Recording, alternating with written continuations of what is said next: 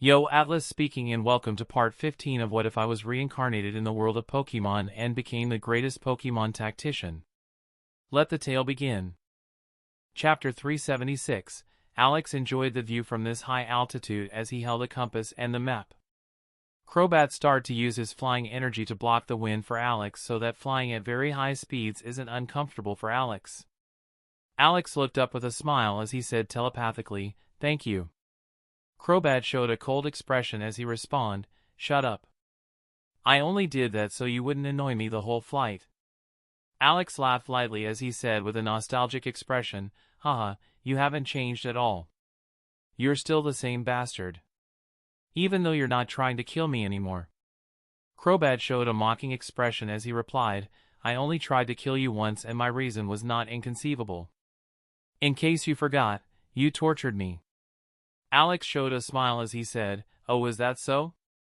Can you remind me again what happened first, you trying to kill me or me torturing you?"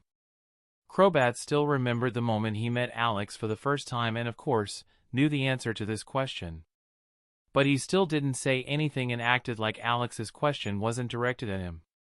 Alex continued to smile as he continued, "I didn't say that to blame you. This was our first meeting and it is understandable." Crobat showed Alex a cold look as he replied, "I'm not insulted. You don't have to explain it to me." Alex started laughing again when he heard that. At those moments he felt that he and Crobat were truly family. Both understood each other very well and didn't need words to understand what the other person thinks of each other. He stopped laughing after a few moments and he said with a small smile, "But you've actually softened up a bit. If you were an 8 out of 10 Dylan, you're now a 7 out of 10 Dylan." Haha. Crobat started to show a very small smile as he replies, "Oh, and you were not? You were a 10 out of 10 psychopath before you met me and the rest." Alex replies with a confused expression, "What are you talking about? I a psychopath? F***ck, even if that's true, I wasn't like that before." Then he started flashing a smile, "If anything, you've made me more sinister. You're a bad influence." Crobat's right eye started twitching when he heard that. That you can say something like that without laughing is really impressive. Your shamelessness is really without equal. He doesn't even try to refute this nonsense. Alex himself even knows that he wasn't a normal person before he met Crobat. He just didn't have a chance to explore his darkness. What normal person views almost all other humans as useful or useless tools? Or reacts so calmly when he kills another person with his own hands for the first time? Alex wasn't 100% calm when he killed another human for the first time, but compared to other humans you can call his reaction calm. Especially since he hardly had any psychological problems after the murder. He wasn't a monster, but he wasn't a normal person either. Alex and his group flew for 9 hours at a very fast speed before they finally saw the right island. Along the way, Alex's group saw and encountered many powerful flying-type Pokemon. Luckily none of these Pokemon were really very strong and at the late elite or champion level. 40-49 equals low elite, 50-54 equals mid elite, 55-59 equals late elite. Most of the other elite level Pokemon ignore Alex and his party. As for the elite Pokemon that attacked Alex's group, these are eliminated by Crobat's Shadow Ball. These elite Pokemon collapsed unconscious and fell into the sea where they would drown to death. After seeing this, Alex understood why the Pokemon here are so much less aggressive than the Pokemon on land. Alex looked at the island and saw a large steel base with lots of ships, people, Pokemon, etc. This large steel building was impressively large, even larger than the largest Team Rocket base in Kanto.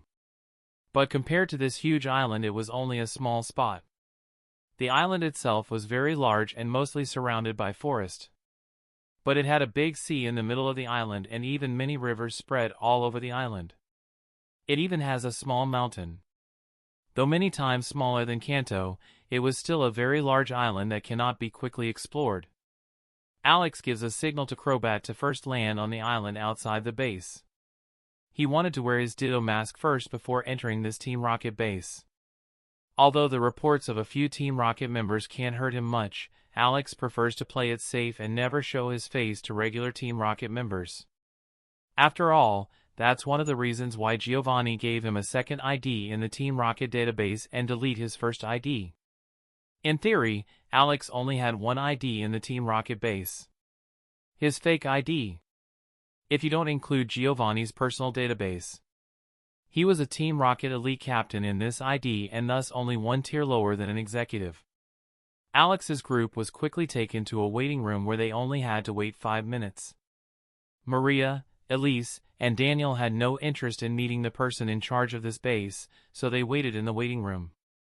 After Alex had waited 10 minutes, a secretary came and escorted Alex to the office of the owner of this base. The owner of this base ranks higher than Alex, as he is a Team Rocket executive and only has to follow orders from Giovanni. Alex entered the room and immediately saw a weird-looking person sitting in the room. Favorite character poll results, Patreon. 31 votes total. Alex, 52%. Maria, 3%. Daniel, 6%. Elise, 3%. Lisa, 0%. Steven, 6%. Marco, 0%. Misty, 0%. Giovanni, 29%. Chapter 377, Alex looked at the only man in the room with a surprised expression on his face. This man looks truly bizarre. But, in addition, Alex immediately noticed that there was a Pokemon hidden in the shadow of this bizarre man. Ominous Wind. Type, Ghost. Category, Special.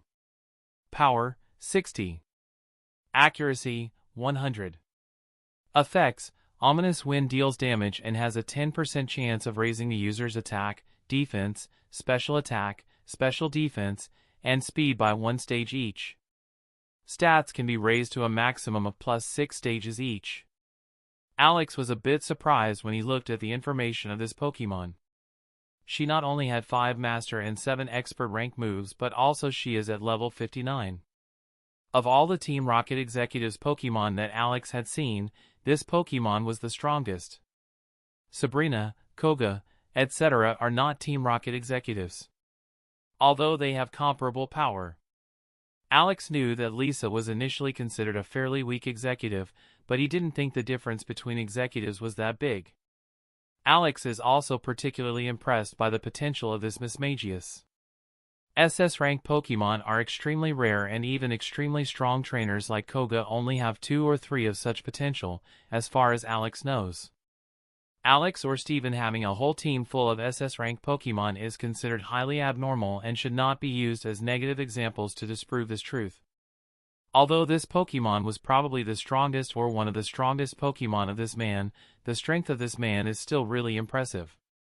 Alex would estimate that this man is one of Team Rocket's strongest executives in Team Rocket. After all, Team Rocket Elite Captain can often become executive if they have a team at 45 to 55 level. Alex thought that the other executives were of a similar level. Maybe a bit higher. But after Alex saw this Pokemon, he realized that the old executives are getting stronger with time, and the strength of these executives is not comparable to new executives. Executives were much stronger than Alex had previously thought, and this man was comparable to Koga. Although he was probably a bit weaker, having a similar strength as Koga or Sabrina is impressive. He was once again impressed by how many strong trainers Team Rocket had. Alex looked at the trainer of this Pokemon and he noticed that the trainer of this Pokemon can be considered old for a trainer. This man looked like he was around 40 years old. He also had an extremely manly face and body, especially with his big beard and his muscular body. But Alex wouldn't normally judge this man's appearance as anything special if this man didn't have something special that Alex had never seen before. This man's eyes were red. Bright red, to be accurate. Alex knew that in his old world there were also people with red eyes, even though it was extremely rare, but that didn't change the fact that it looked extremely weird to him. This man looked like he wasn't human but something else. Alex couldn't explain why it seemed that way to him. It wasn't just the eye color but a combination of face, presence, and eye color. Alex didn't actually believe that this person isn't human. It just felt that way to him. It's also possible that this person's body has been experimented with. After all, theology in this world has progressed ridiculously in some departments. This man looked at Alex with a smile as he said, "Hi young man, nice to meet you. My name is Lucas Wyatt. What can I do for you?" Alex showed a friendly smile as he introduced himself. "Hello, I'm John Fisher." John Fisher is the name of Alex's second ID. Lucas continued to show a warm expression as he said, "Ah yes. So you're one of the 3 participants? I already got the information from the boss, so that you don't have to worry about anything. The boss's test is prepared and tomorrow will be the start of the test." Alex, who heard that, immediately wanted to know more information. "Can you tell me more about the test?" Lucas looked at Alex for a moment. He didn't say anything for a few seconds and the atmosphere of the room became uncomfortable. Alex still showed a calm expression as he said, "Don't worry, I can't forget you. If you help me out." He wanted to test whether he could bribe this man to gain an advantage in this test. Lucas stopped smiling as he said with a serious expression, "Shrey. The boss specifically warned me not to leak any information. In Team Rocket, bribing is not strictly forbidden and openly seen. But once you get a direct warning from Giovanni, things are very different. The penalty, in this case, is not comparable to the penalties without Giovanni's warning." Alex showed an understanding expression as he said, "Okay. But it shouldn't be illegal to buy a map of this island from you, should it?" Lucas started smiling again when he heard that. "This is not a problem." Alex negotiates with Lucas for a few minutes for the price of the best map that Lucas owned. Lucas had an extremely advantageous position in this negotiation and a monopoly on the maps of this island. Mainly because these maps are likely to be helpful in this test, Lucas was able to ask a ridiculous price without fear that Alex would not accept it. Alex left the room with 4 million poke dollars down. He was completely slain. He could only hope that this map was really useful in this test where he wasted 4 million poke dollars. Chapter 378, 1 day later. Alex, Marco, Janine, and their subordinates are waiting at the entrance from the base of this island to start this test. To be precise, they are waiting for Lucas Wyatt, who is starting this test. Lucas Wyatt arrived at the entrance of this base with 3 envelopes right as the sun came up. Lucas said with a smile, "Greeting everyone, I hope you slept well. I will now explain to you how this test will proceed." He then looked at the 3 as he said, "As soon as this test starts, fights among the participants are prohibited for the first hour of this test. I hope you won't be so stupid and fight with each other immediately. Do that on the island if the first hour is over." Lucas continued after a short pause, "Your mission tasks are in these envelopes. In each of these envelopes, there is a different mission task, and once you have received a mission task you cannot change it. Of course, you can also just ignore your mission task and win by defeating the other 2 team leaders." Alex looked at the 3 envelopes with a serious expression. He wonders what tasks are in there. Lucas looked at the 3 as he said, "Choose one of the envelopes without touching or manipulating them in any way." Janine took an envelope first without giving Marco or Alex a chance to do something. She was just too fast. Alex, who saw this, was a little confused. Why is she taking an envelope so quickly? Even if she had a way of seeing what was written in each envelope, she can't read that fast, can she? Is it even possible to find out what's written there without touching or manipulating it?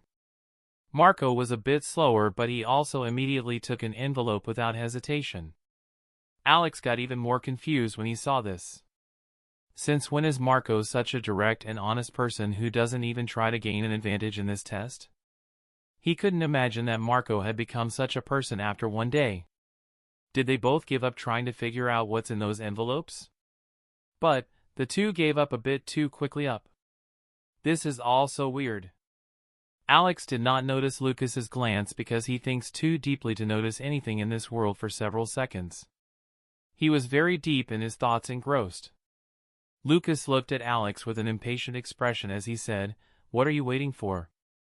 I only have this envelope left." Alex interrupts his thoughts and picks up the last envelope. But as he picked up this envelope, an idea came to his mind that would explain it all. Now everything started to make sense for Alex. Marco and Janine knew beforehand what was in these envelopes, so they immediately tried to take the best and second best envelope. Also, how these two knew this wasn't hard for Alex to guess. With a high probability, these two got this info from Lucas. Alex also attempted to bribe Lucas to gain an advantage in this test, but because it hadn't worked, he thought it shouldn't work for Marco or Janine either. Unfortunately, Alex now realized that this belief was probably incorrect. Marco and Janine's influence and power are frankly far better than Alex's, so it's not illogical that they have many good relationships with high-ranking Team Rocket members and have an easier time bribing one of the high-ranking Team Rocket members. Now that Alex thinks about it, it makes sense that those two could affect more things in Team Rocket than he could. Marco is Giovanni's nephew and Janine is Coge's daughter. In comparison, Alex is a nobody without a direct background. But that doesn't make him any less annoyed. F***ck, I can't lose like that. Fucking nepotism. Alex was very annoyed to have a big disadvantage in this test without being able to do anything about it. Although Alex can also win simply by defeating the other two team leaders and he doesn't necessarily have to win through the mission task, it is still a major disadvantage. In the worst case, Marco and Janine not only have a much simpler task than Alex, but they also know exactly which mission tasks Alex has to complete in order to win. In comparison, Alex not only had what was probably the most difficult task but also had no idea which task Marco or Janine had. This ridiculously unfair disadvantage made Alex particularly annoyed. These two not only team up against him but use their connections to give themselves an unfair advantage. Alex takes a few seconds to suppress his emotion. He didn't want to start getting emotional now. That would bring him no benefits. Alex's expression went cold and emotionless again as if nothing happened.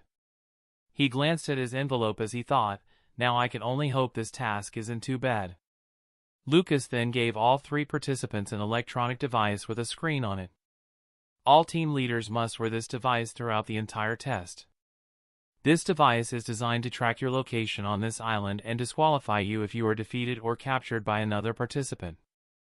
Simply grab the device from a defeated or captured team leader and press the disqualify option on the screen. This is the only way a team leader can be disqualified without breaking the rules. Alex took this electronic device that looked like a weird-looking electronic watch. Because this device has to be worn on the team leader's body during the entire test, Alex doesn't even try to hide this watch. He tightens it on his wrist like a normal watch. Where exactly should I hide this watch? Thought Alex. Alex can't throw it away or put it in his TRH device. He has to wear it somewhere on his body. Marco and Janine did the same thing and put this watch on their wrists. Lucas looked at the three as he said, "Okay, I've said all there is to say. You three should have read Giovanni's rule set for this test, so I won't explain it again here." Then say in a loud voice, "The test starts now. Good luck." Marco, Janine, and their subordinates immediately started summoning their flying-type Pokémon. They then start flying away from the entrance of the base. These Pokémon fly so fast that Alex didn't have enough time to look at the information about all these flying-type Pokémon. He focused on Marco and Janine's Pokémons. Pokémon, Gyarados. LV, 54. Type, Water/Flying. Abilities, Moxie, Hidden Ability. Gender, Male. Potential, Deep Gold. Crobat was Janine's Pokémon and Gyarados was Marco's Pokémon. Alex thought that Janine's Pokémon team should be weaker than Marco's. Crobat was Janine's two strongest Pokémon in the games and also in the Team Rocket Rookie Tournament, as far as Alex remembers. Marco's Gyarados might also be Marco's second strongest Pokémon, but Alex thinks that this is very unlikely actually the case. As far as Alex knew, Marco was a ground-type trainer, so Alex didn't believe that Marco's strongest Pokémon weren't of that type. Alex watched Marco and Janine fly in two different directions. Alex looked at his team as he said, "Follow me." Alex only goes for 2 minutes deeper into the forest before he stops. He just didn't want to start his plan in front of the base or talk to his subordinates in this place. Especially not after he had the suspicion that Lucas had helped these two. Alex removed his watch, summoning Ditto. Ditto, turn yourself into this watch and stay on my wrist like a regular watch would unless I tell you otherwise. The real watch put Alex on the lower part of his leg. This is covered by his pants so that no one could see that he had them there. Alex and his subordinates then started summoning the rest of their Pokémons. Chapter 379, Alex wasted no more time and opened his envelope. Mission task: catch and deliver 3 champion-level Pokémon from the island to Lucas Wyatt. Is that a joke? How the F***ck is anyone supposed to do that? Alex's highest level Pokémon is only level 55. Just the difference between a 55 and a 59 Pokémon is ridiculously high, not to mention a level 60 Pokémon to a level 55 Pokémon. Even if Pokémon in the wilderness are weaker than the Pokémon from trainers, the difference isn't that outlandish. Alex is even certain that a level 60 Pokémon can one-shot each of his Pokémon with a regular strong Master Rank move. Defeating even one champion-level Pokémon should be extremely difficult and dangerous for Alex, Marco, and Janine's teams. Not to mention 3 champion-level Pokémon. This mission task is a joke. While Alex has the Mega Evolution that allows him to briefly boost Scizor to a level 60 Pokémon, he didn't plan to do even one Mega Evolution on this island. This island is completely occupied by Team Rocket, and Alex would not be surprised if it is at least partially monitored. He's totally screwed if he's unlucky and gets caught by Team Rocket doing a Mega Evolution. Alex would rather lose this test than utilize a Mega Evolution on this island. Now that no one knows how useful keys and Megastones are, Alex can easily collect as many of those stones as possible. If Alex is smart, he'll be one of the richest people in the Pokemon world once everyone understands the value of Mega and Keystones. Of course, at this point he needs at least champion-level strength, or this wealth will destroy him. To be so rich without having enough strength or background is a sin in every world. Even if the Pokemon world has better morals than Alex's old world, the moral disparity isn't all that significant. Alex could make arguments either way. No matter what, Alex isn't willing to Mega Evolve here just to win this test. The benefits aren't great enough for Alex to be willing to do this. Without the Mega Evolution, his mission task is impossible to complete, so now, he must defeat the other 2 participants to win this test. Alex looked at his team as he stopped thinking. He says after a moment, our mission task is impossible to complete, so our new goal is to defeat the other 2 competitors. Alex continued, also, I have 2 more bad news. With a high probability, not only will Marco and Janine's team work together to defeat us first, but they will also have easier mission tasks than we have.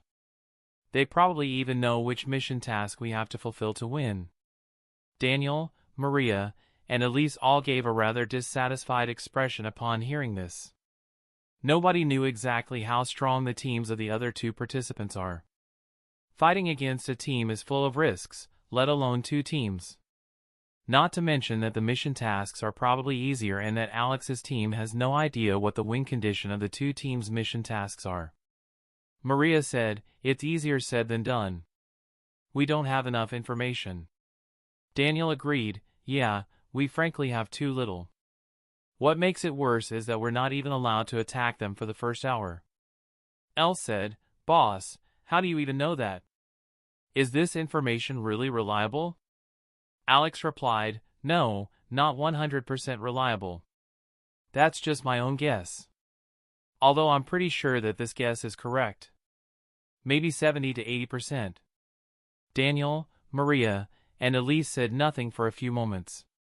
Maria was the one who broke the silence. Alex, how exactly do you calculate the odds? Alex showed an annoyed expression as he replied, do we really have time for that now?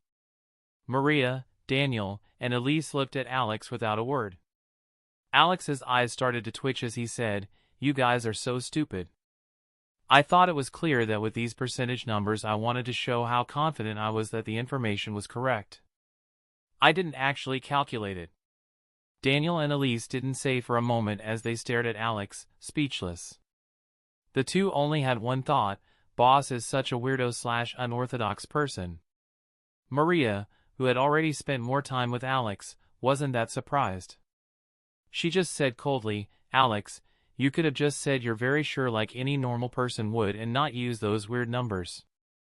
Alex, who heard that, was a bit surprised. "Is that really that weird? Don't people in this world use that as often as in my old world?" He looked at Daniel and Elisa's faces and could sufficiently understand what they were thinking about him. Alex showed an emotionless expression when he saw the looks of Elise and Daniel, although he thought something completely different. **CK, these two are really acting like they're not abnormal. Especially Daniel. That bastard is definitely worse than me." Alex continued to look at his team with an emotionless expression as he said, "Let's stop wasting time and think of a plan. I'm open to suggestions." Despite having the nickname Master of Tactics, Alex didn't actually believe that he was a tactical genius. Compared to other humans in this world maybe, but definitely not compared to humans in Alex's old world. He's definitely better than your average human in his old world. But that doesn't really mean much. Humans are stupid, and of course, average human beings are stupid too. The old world of Alex has incredibly knowledge regarding tactics, and it is extremely easy to become a tactical master with time.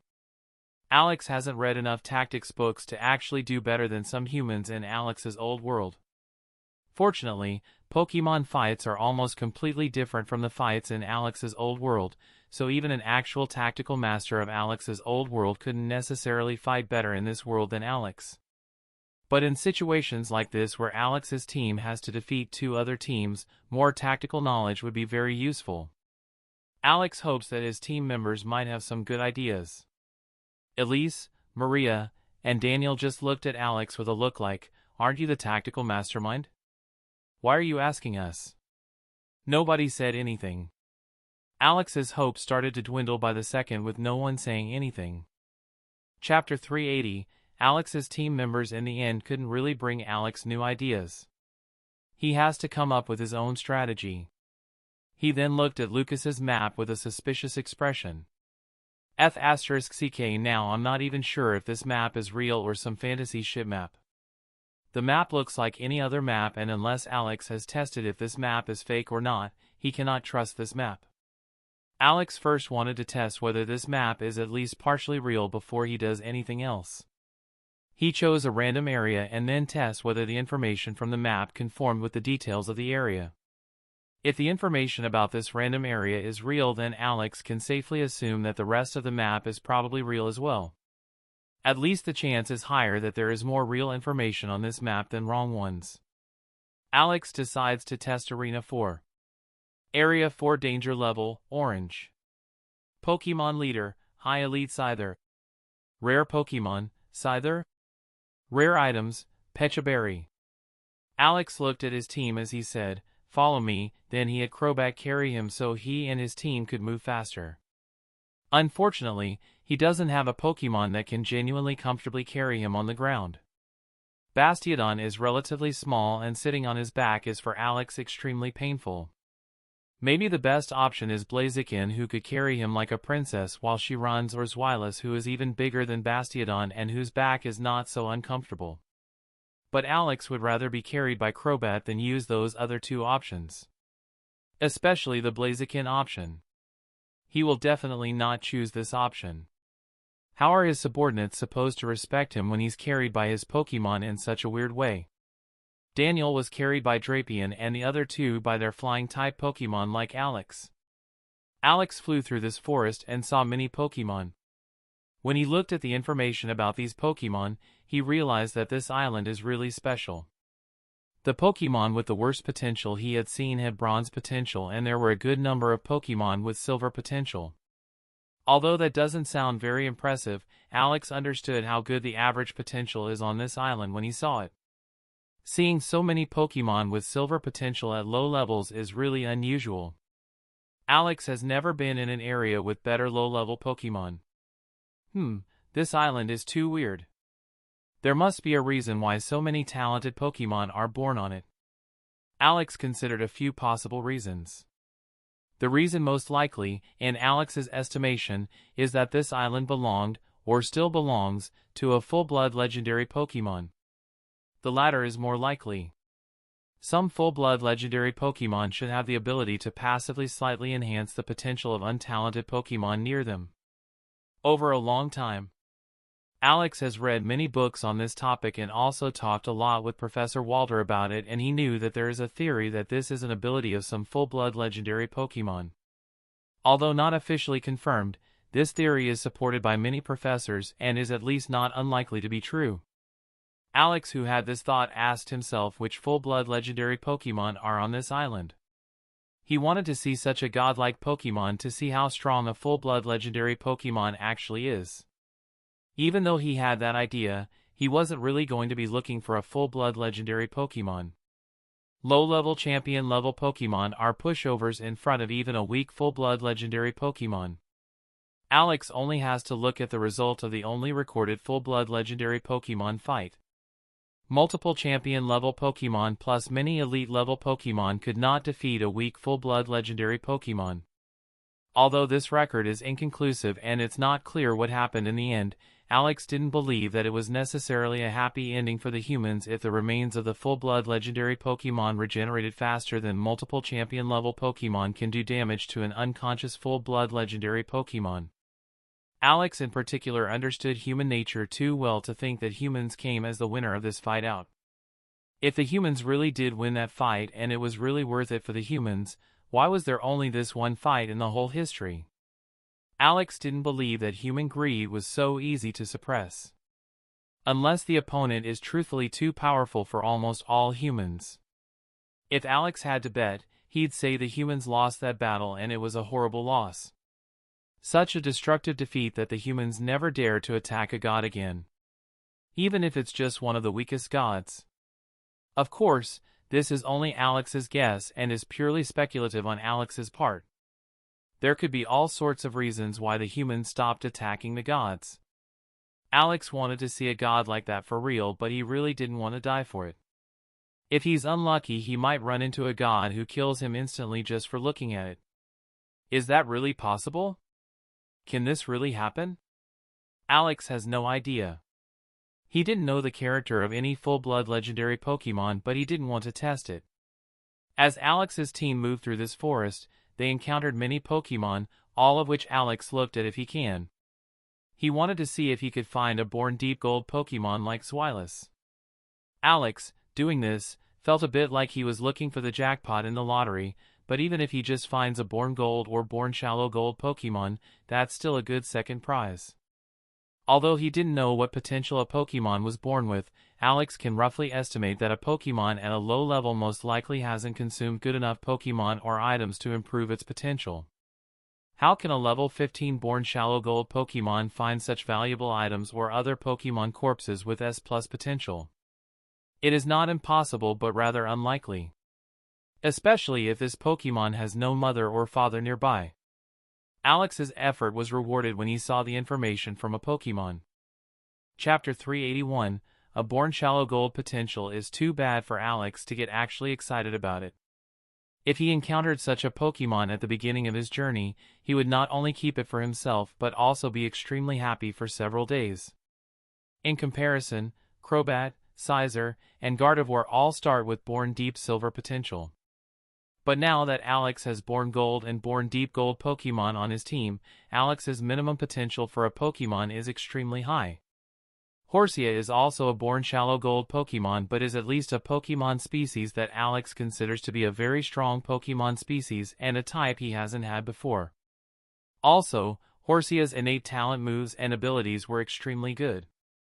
Unfortunately, Venonat does not have these advantages. He would rather give this Pokemon to Maria or give it to Daniel as a reward if Alex wins this test. Alex planned to give all of his subordinates a reward if he wins this test anyway. Alex felt that the jump from shallow diamond to diamond is enormous, having experienced how difficult it is for a deep gold Pokemon to become a shallow diamond Pokemon. Shallow diamond to diamond is probably a lot harder. He believed that only 3 of his Pokemon could reach the diamond potential, normally, without full-blood legendary Pokemon items. These are of course his 3 Pokemon with the best born potential in his team. His 3 abnormalities: Ninetales, Banette and Zweilous.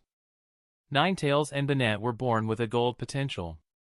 The two should have a good chance of reaching the diamond potential with a lot of money burning. Unfortunately, only items from SS rank Pokemon are really helpful, and these items are extremely expensive, so Alex doesn't think it's cheap to bring these two to the diamond rank. In comparison, Zweilous should have an easier time and should almost certainly reach the diamond rank.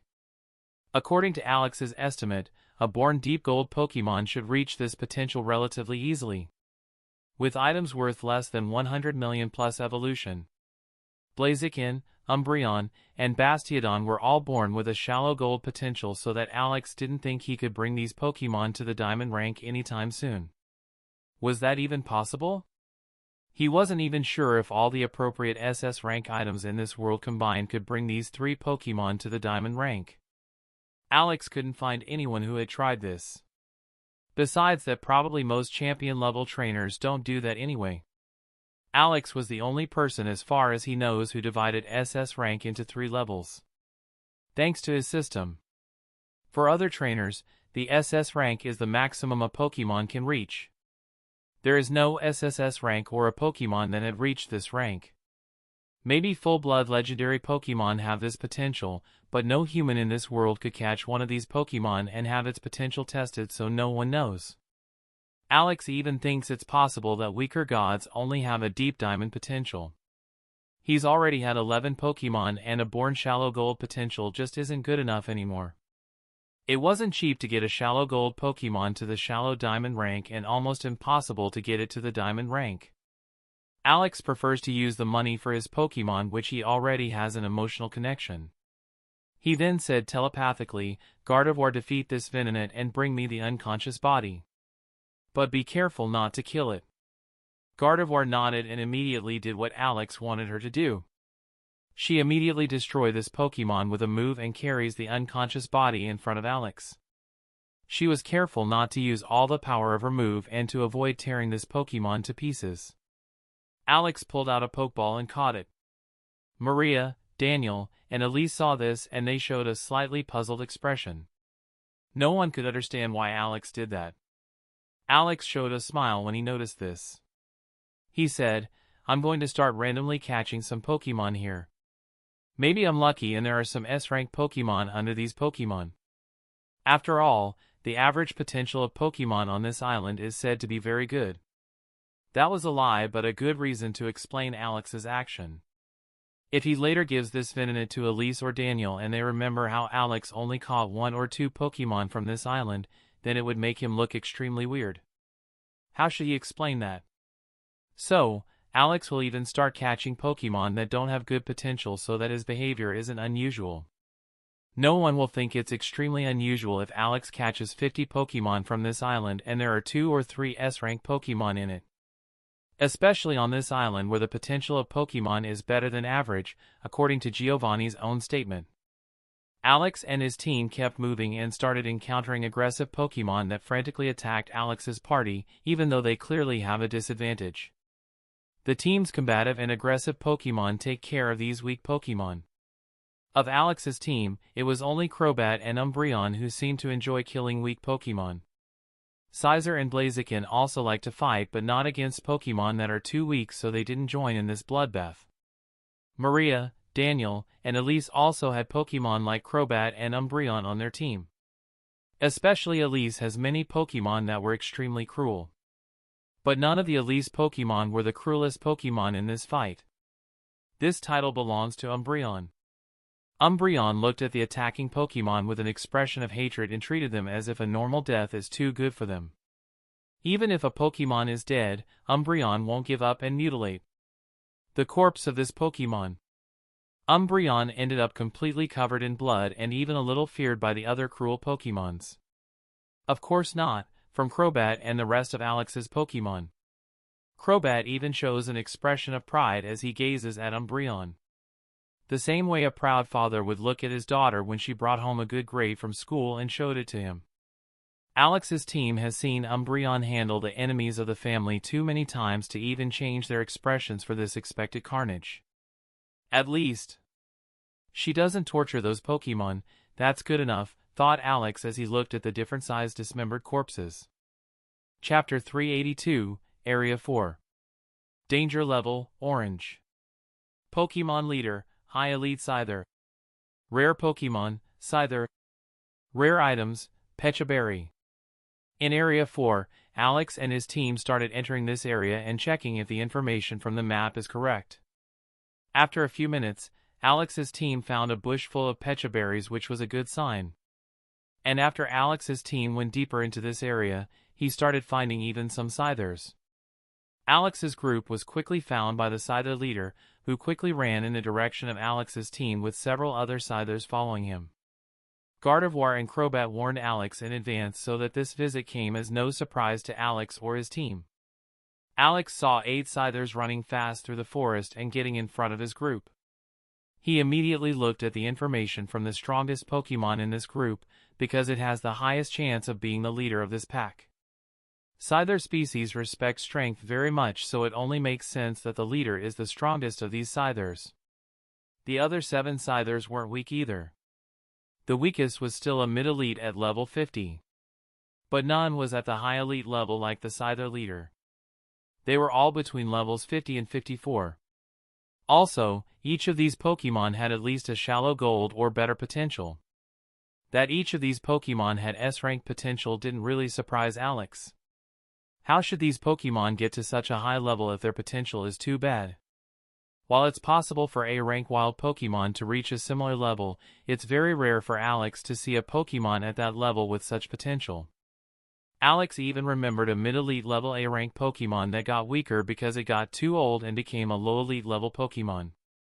For A-rank wild Pokemon, the mid-elite level is almost the absolute maximum. Although a Professor Studai has suggested that it is possible for A-rank Pokemon to get to level 60, this has never actually happened. It's only theoretically possible and has never happened in this world. Maybe, only a Ghost-type Deep Silver Pokemon with optimal training for plus 100 or 1000 years can reach this level. In one of the basic books about Pokemon in this world there is also this table. Normal Pokemon Max LV is 39. Bronze Pokemon Max LV is 49. Silver Pokemon Max LV is 60. Gold Pokemon Max LV is 75.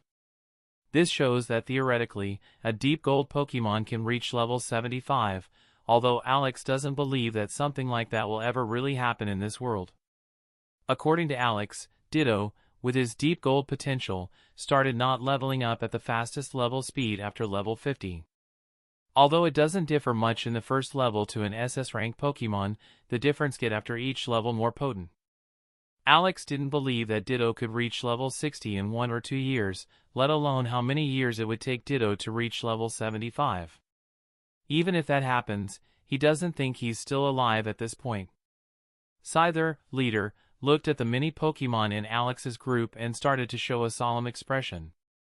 He could roughly estimate the strength of these Pokemon.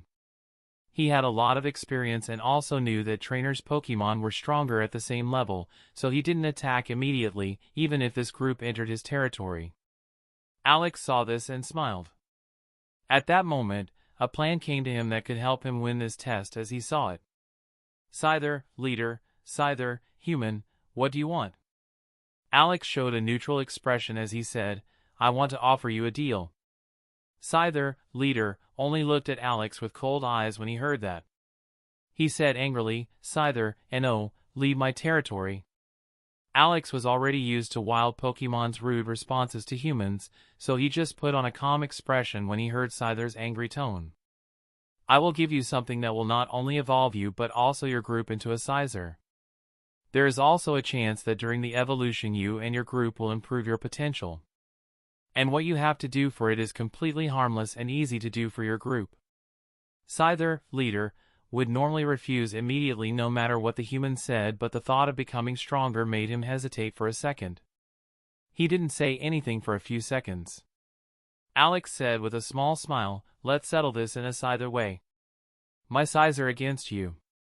If my Scyther wins, you will help me and your group will still get the items. And if you win, not only will I leave your territory, but I will give you the items as a price. He looked at Scyther with a small smile as he said, "What do you think?" Scyther, leader, thought for several seconds but couldn't resist the temptation. Also, he didn't think he would lose to Scyther. Scyther, okay, let's get started. Scyther, but human, no tricks or you'll regret it. I promise you that. Alex nodded with a calm expression. He had no intention of cheating on these Pokemon anyways. Scyther and Scyther started fighting and Alex realized that this Scyther is about as smart as the average trainer. About 1 minute later, Scyther and Scyther both had hardly any HP left.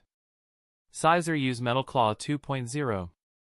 Scyther started preparing his Master Rank, Aerial Ace, when he also has Protect, ready to use. Protect, on the Master Rank not only can be used twice in long battles but also can be used when preparing another move. Contrasted with Protect, on the Expert and Normal rank where you can't do that without canceling the preparing move. Although doing so greatly increases the preparation time for this move. Because of this disadvantage, Scyther also finished first, even though he only prepared a normal rank move. Scyther was using Metal Claw 2.0, which had nothing to do with the Metal Claw move and was just the move, Feint. Scyther hit Scyther through Protect's shield on the head with his move. A critical hit. Scyther fell to the ground unconsciously. Chapter 383, Alex immediately went to Scyther and started healing him. Although he already expected Scyther to win, the Scyther, leader, was stronger than he thought and Scyther actually almost managed to defeat Scyther. Without Alex's help, Scyther would probably lose to Scyther. Alex walked towards the unconscious Scyther, leader, with a Hyper Potion in his hand. The other 7 Scythers immediately showed an aggressive expression when they saw Alex walking closer to their leader. Alex showed a harmless smile as he said, "I'm just trying to heal him. I won't harm you or your leader." The other 7 Scythers showed suspicion, but when they looked at the other Pokemon on Alex's team, they knew that Alex's team was much stronger than their group. If this human truly wanted to damage their group, he could easily defeat their group with his direct strength. 7 Scythers stopped showing aggressive body language and let Alex move closer to their leader. Alex started healing the Scyther, leader, and waited for her to wake up. It was only a few minutes before the Scyther, leader, woke up. He looked at his body first and he realized that he was completely healed. Scyther, leader, immediately understood who must have done this and he started looking at Alex with a puzzled expression. "Why are you doing this?" He couldn't understand why this human didn't just kill him and his group. The strong eat the weak. Everything else was strange to Scyther. Alex showed a thoughtful expression as he said, "You don't trust me at all. Have you completely forgotten what I said before or were you so sure that was a lie?" Scyther, leader, became even more confused when he heard Alex's answer. Obviously that was a lie, right? I've never heard of a human giving wild Pokemon anything that is not useless. Alex thought with an annoyed expression, those bastards on this island make it difficult for everyone to trade with Pokemon. He couldn't understand why people in this world so often try to cheat wild Pokemon in trading. Alex didn't think that because of moral issues, but because he thought it was extremely counterproductive. If Team Rocket establishes a good relationship with the strong Pokemon groups on this island and trades with them, items for food and evolution items for the long term, they could make extremely large amounts of money. Especially if they stay anyway on this island for a long time. The humans in the Pokemon world are really bad at trading or at least not as experienced as the humans in my world. Alex, who now realized how rare the trade between wild Pokemon and human is, smiled. If he's going to build a base in Hoenn, he'll use that knowledge. Alex, who was in a happy mood, said with a smile, "I didn't lie to you. I will give you the promised items once you help me." Scyther, leader, still showed a suspicious expression when he said, "I still don't trust you. What's stopping you from not giving me the items after we've helped you out?" Alex retrieved 4 Steel-type items, which together are worth 100,000 Poke Dollars, from his TRH device. These items weren't worth much to Alex, but to Scyther, they were incredible treasures. He gives these 4 Steel-type items to the Scyther, leader, when he says, I'll give you half now and a half when you complete the task. Scyther, leader, unraveled a shocked expression. After that shock, he stopped looking at Alex with a suspicious expression. He gives these 4 steel-type items to 4 of his subordinates and they immediately start evolving when they touch them. Alex, seeing that Scyther did not take an item for himself, showed a slightly puzzled expression. Scyther, leader, saw this and explained, although this evolution is stronger, it is not perfect. My current form is faster. Alex asked, how do you know that? Scyther, leader, responds with a mild expression, instinct. Alex already thought that was the reason, although he didn't quite understand why. This instinct appears to be different from Alex's old-world instinct. Why does this difference happen exactly? Alex has no idea, even if he had a suspicion that it had something to do with the gods or full-blood legendary Pokemon of this world. Full-blood legendary Pokemon can actually be considered gods. After all, they are the strongest creatures in the world and even the weakest cannot be killed by humans. Even though it seems it was only tried once a long time ago. Scyther, leader, asked, human, what exactly do you want us to do? Alex knew that this Scyther, leader, would not take on any task that was too dangerous. Although he had no intention of sending them to their deaths anyway.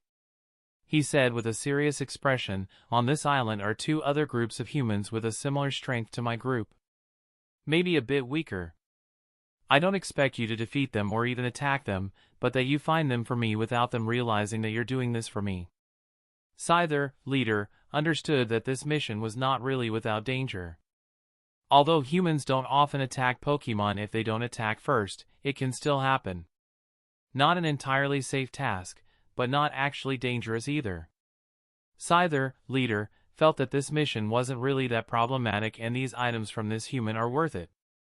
He accepted Alex's task and started calling the other small Pokemon groups in this area with his group of Scyther. Because he is the ruler of Area 4, he can effortlessly get the help of weaker Pokemon groups from that Area 4. To gather information, this group of weaker Pokemon are extremely useful. Alex, who saw that Scyther, leader, could summon so many Pokemon, smiled.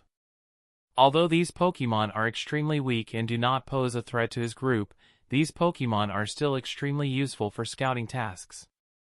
Alex flashed a smile as the Scyther's group split and started looking for his opponent, for him. All this for only 200,000 Pokedollars. Alex treats hundreds of thousands like small changes. Chapter 384, a group of Luxio/Luxray sit in a forest while they wait for a new generation of Shinx to be born. 4 eggs have been protected by the pack while they are waiting for these eggs to hatch. This was the new generation of Shinx that will soon be born. The first of the 4 eggs started moving. The shell of the egg was slowly being destroyed from the inside and a Shinx became visible to the Luxio/Luxray group. This Shinx was a special Pokemon of his species. Not only was this Shinx almost 90 centimeters tall shortly after birth, but it immediately surrounded its body with electric-type energy. Average, 50 centimeters. Typically, a newborn Pokemon takes at least a day or 2 before it can use its type of energy. This male Shinx was not only taller than any Shinx the Luxio/Luxray group had seen but also the most talented Shinx had seen. In the Pokemon world where the strong eat the weak, the strong are always respected. For the pack, this Shinx talent is extremely useful for the future survival of the pack. This Shinx was treated particularly well by the pack. He got the most and best food from all the 4 Shinxes. He got even better food than many Luxio got. He was the most protected of the pack of all the 4 Shinx. He got the most approval from the pack and its members. He was greatly admired by all the other 3 Shinx and could always effortlessly play with them if he wanted to. Nobody rejects him. Everybody is nice to him. Until one day something unexpected happened. The pack was attacked by another Pokemon group. The strength of the enemies was similar to the Luxray pack, so the pack could not afford to use a powerful Luxray to protect the 4 Shinx. Only one Luxio protects the 4 Shinx as the pack defends itself against the attackers. Unfortunately, the hiding place was found by one of the attackers during this chaotic fight. This attacker was an elite-level Houndoom, and when it saw who was defending this food, it smiled. That smile looked extremely scary to Shinx when it saw the sharp teeth of this Houndoom. Houndoom wasted no time and quickly killed the Luxio, who had no chance to do anything. It was knocked unconscious in one move and then had its throat bitten through by the Houndoom. Houndoom was very hungry, and he was already beginning to take a bite from the dead Luxio as the four Shinx just watched with fearful expressions as this all happened. None of the four Shinxes is trying to protect the other or stop this Houndoom. Even the great and talented Shinx was paralyzed with fear. If this Houndoom hadn't blocked the only escape route, he would have run away long ago. Shinx just wanted to make himself as small as possible while waiting for his pack to successfully repel the attackers. Houndoom observed the four Shinxes as he is eating his food, and he started noticing something special. It has seen many Shinx, but none as big as this one Shinx. While a Pokemon size doesn't necessarily equate to talent, it's not a bad indicator. The Houndoom pack and the Luxray pack have not fought each other for the first time and often meet each other while hunting other food. Neither group was strong enough to wipe out the other group without extreme casualties, so that neither fight to the death if they meet. Normally, the Houndoom pack would never attack the similarly powerful Luxray pack. But because recently the leader of the Houndoom lost his mate and he was in an extremely bad mood because of it, this attack happened. The elite Houndoom started to stop eating his food and he started preparing a move. The four Shinx all showed extreme dread in their expressions when they saw that this monster start preparing a move. None of them were strong enough to withstand such an attack. Even if they are not unconscious and have full life energy, their bodies cannot withstand such a strong attack. Houndoom's first target was the oversized Shinx. He ran right in front of Shinx and used Fire Fang to kill it quickly. Shinx knew he was going to die anyway, but he still wasn't ready to give up. He blocked his neck with a front leg so that the Fire Fang wouldn't do fatal damage. Shinx manages to successfully protect his neck with his leg even if the price was very high. Houndoom's Fire Fang not only severed one of Shinx's front legs from his body but also knocked him unconscious to the ground. Shinx's right front leg was now just a burned stump and could no longer be used to run or even walk. Houndoom showed an annoyed expression when he saw that the Shinx flared unnecessarily to avoid dying instantly. At that very moment, the elite Houndoom heard a howl from the Houndoom leader. Houndoom still had enough time to kill this three-legged Shinx but decided to kill another Shinx. He reasoned, even if this Shinx survived it, it would for this Shinx not necessarily be more pleasing than dying right now. While running away, this Houndoom started to prepare a move, and while it was still in range to hit with this move, he used Dark Pulse to kill one of the other three Shinx. The Shinx targeted by this move tried to dodge but couldn't and was hit on the body. A bloody corpse fell to the ground. Houndoom showed a small smile when he saw this. Then started running into the forest. After just a few seconds, a group of Luxray came into the cave where they saw a corpse of a Luxio and Shinx. They also saw how the talented Shinx had lost one of his front legs. The Luxray leader revealed an angry expression upon seeing this. Although they successfully scared off the group of Houndoom, they lost the most talented Shinx this pack had ever seen. Though Shinx wasn't dead yet, he was now completely useless in the eyes of the Luxray leader. What is this Shinx supposed to do if it can't run properly now? It's now a complete waste. Although the Luxray leader didn't chase the three-legged Shinx away immediately, he didn't use fruits to speed up the healing of that Shinx. After several hours, the three-legged Shinx managed to wake up. The three-legged Shinx was lucky that his wound was closed by the fire of the attack, or he would bleed to death. Shinx got no help from the pack. Shinx looked at his injury and missing front leg with an extremely sad expression. He started crying for the first time in his life. The other two Shinx saw this and wanted to head towards the three-legged Shinx to cheer him up, but were stopped by a gaze from the Luxray leader. Luxray leader wore an indifferent expression when he said that this pack had no more room for this weak Shinx. After that, without waiting for the answers from the two Shinx, he called the rest of the pack. Luxray leader thought the break was long enough to recover enough stamina and life energy. He had the pack moved away from that place.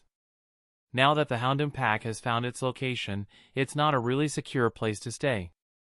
The group of Luxray and Luxio immediately followed without even glancing in the direction of the three-legged Shinx. The two Shinx were good friends and playmates of the three-legged Shinx, so they hesitated to follow the pack. But after a few moments, the two Shinx also started following the pack with a sad look. The three-legged Shinx just watched with tears in his eyes how all this happened. He no longer understood the world. Why did all this happen? What did it do wrong? Chapter 385, Alex didn't wait in Area 4 and started looking around the Area 4. This island is very big and it is not effortless to find a small group of Pokemon on this island. At least not within 1 or 2 hours. Alex preferred to use the time to read the information from other Pokemon than to wait here for several hours and do nothing. He only had to wait 40 minutes before he found another born S-rank Pokemon.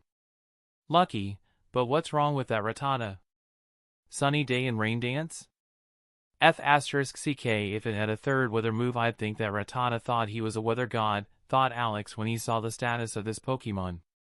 This island truthfully had a lot of Pokemon with good potential. Unfortunately, this Pokemon was far too weak for Alex to include in his team. Although Kingdra has the same born potential as this Pokemon, these two Pokemon are not comparable in Alex's opinion. Kingdra Pokemon species, ability, and innate talent moves are way better. This Rattata is probably the worst born S-rank Pokemon Alex had ever seen. Alex wasn't even sure if Tackle was this Rattata's worst or best innate talent move. It was difficult to say. Sunny Day and Rain Dance are pretty bad but maybe useful in some matchups. He stopped thinking about it and he started catching this Pokemon. Alex also catches a lot of relatively untalented Pokemon that try to attack him. Maria, Daniel, and Elise also occasionally catch a few Pokemon which they think are interesting. Alex's group passed a small cave and saw a three-legged Pokemon lying lifeless on the ground. This three-legged Pokemon was a Shinx, and it didn't move even when Alex's group came towards it. It doesn't seem afraid of Alex's team. Or at least it showed no emotion. Alex checked the information of this Pokemon. Alex was very surprised when he saw the information about this Pokemon. Not only was it a born gold Pokemon, but it also had 3 very good innate talent moves. Furthermore, the ability, Guts, was pretty good. Especially with these 3 innate talent moves. The only downside of this Pokemon is that it only had 3 legs. This is a very big disadvantage and will greatly affect this Pokemon's speed. While Shinx is not completely useless, it's hard to be genuinely effective when his speed is that bad. However, Alex knew a professor from Professor Walder who can fix this problem. This professor has specialized in Pokemon prostheses and can even nowadays create a prosthesis in flesh and blood that perfectly suits the Pokemon. But this process takes a relatively long time and needs the blood of the Pokemon that should get this prosthesis. In addition, it is very expensive. An easier option would be if Alex had lost the leg of that Shinx and that leg wasn't in poor condition. If that's the circumstance, the Joy Clan can reattach this leg to the Pokemon that lost it. This option is also many times cheaper than the first one. Unfortunately, healing moves like Gardevire's Heal Pulse can't regenerate limbs, so that Alex only had these 2 options. Even with that Shinx's leg, Heal Pulse can't reattach it. Bastiodon, who came first before Shinx, looked at him with a curious look. He asked, "Why are you sitting here like that? Aren't you afraid of getting eaten by stronger Pokemon?" Shinx looked at Bastiodon with emotionless eyes for a few seconds before he looked down again. He ignored Bastiodon, who was even stronger than his old pack leader. Bastiodon wasn't mad when he saw this and just said, "Oh, you don't want to talk? Stray, I didn't want to bother you." Shinx, hearing this, showed a confused expression. He no longer had an emotionless expression.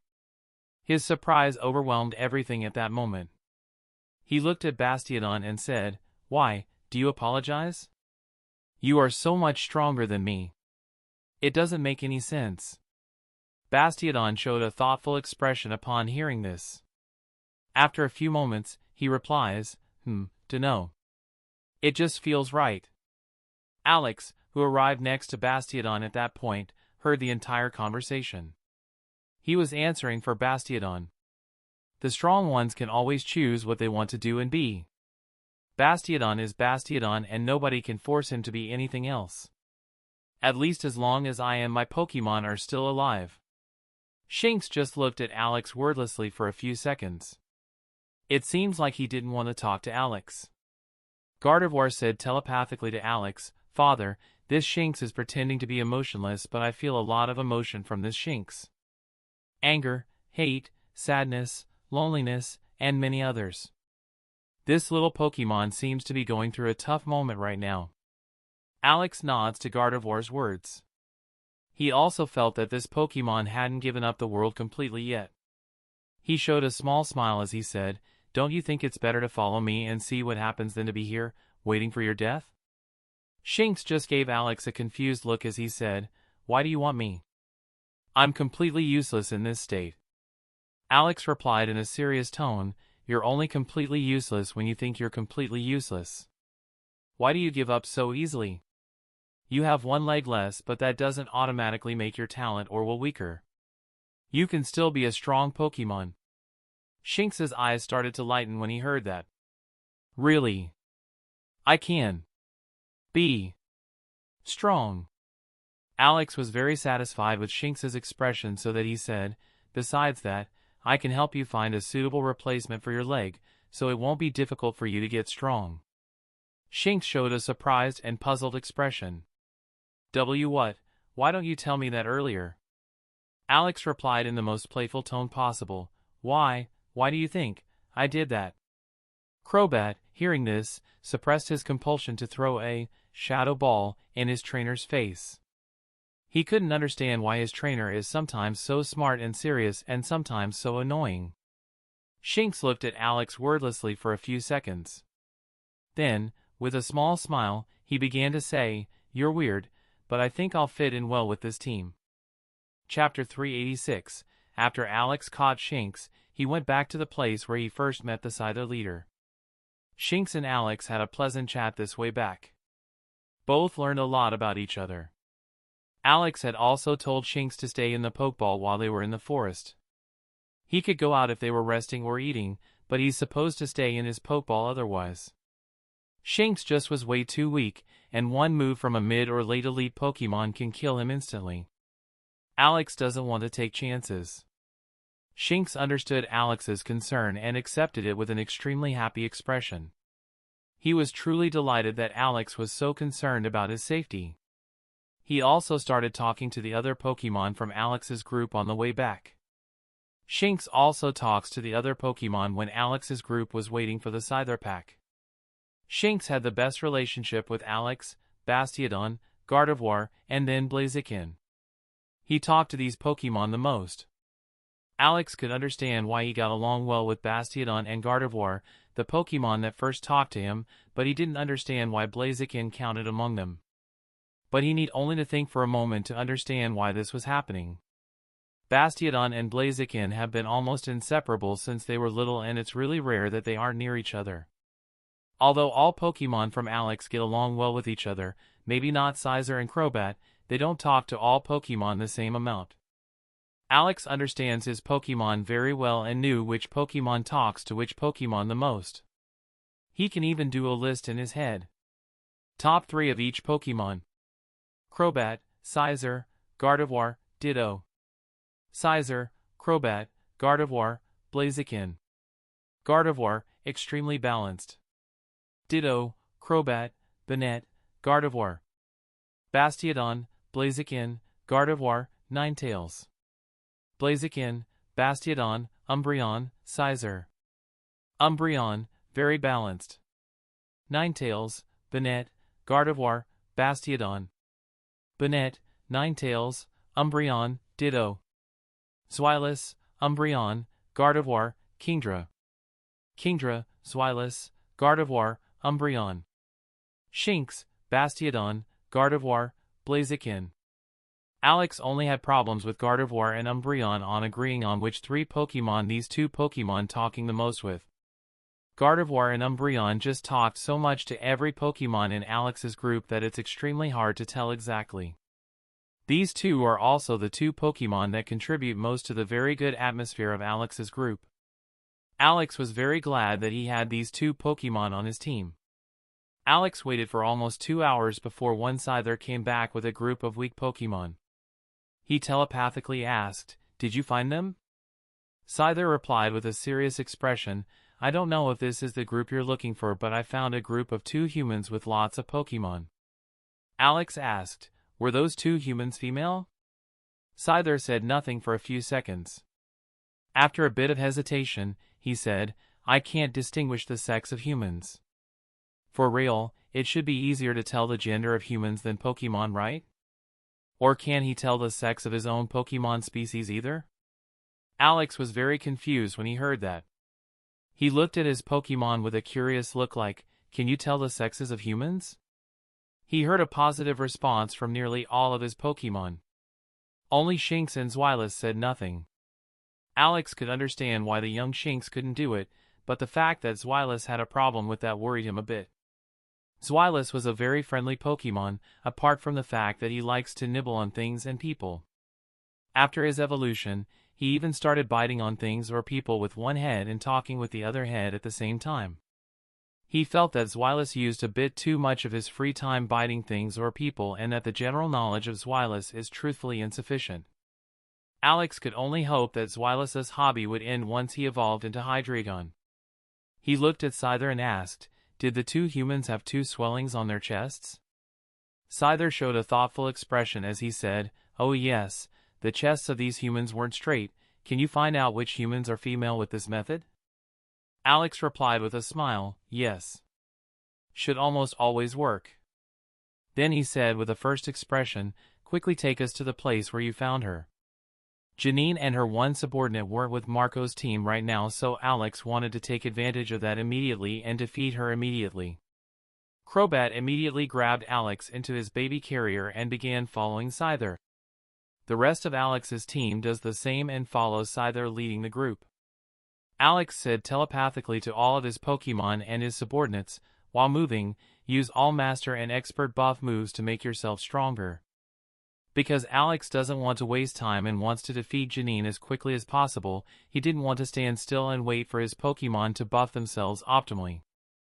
Alex believed that his Pokemon with this buff are definitely stronger than Janine's Pokemon and that his 3 subordinates are stronger than Janine's 1 subordinate. It took Scyther only 10 minutes to get Alex's group 300 meters away from Janine's team. Janine still has no idea that Alex has found her. She hadn't thought about the fact that those weak wild Pokemon she walks past are spies of Alex.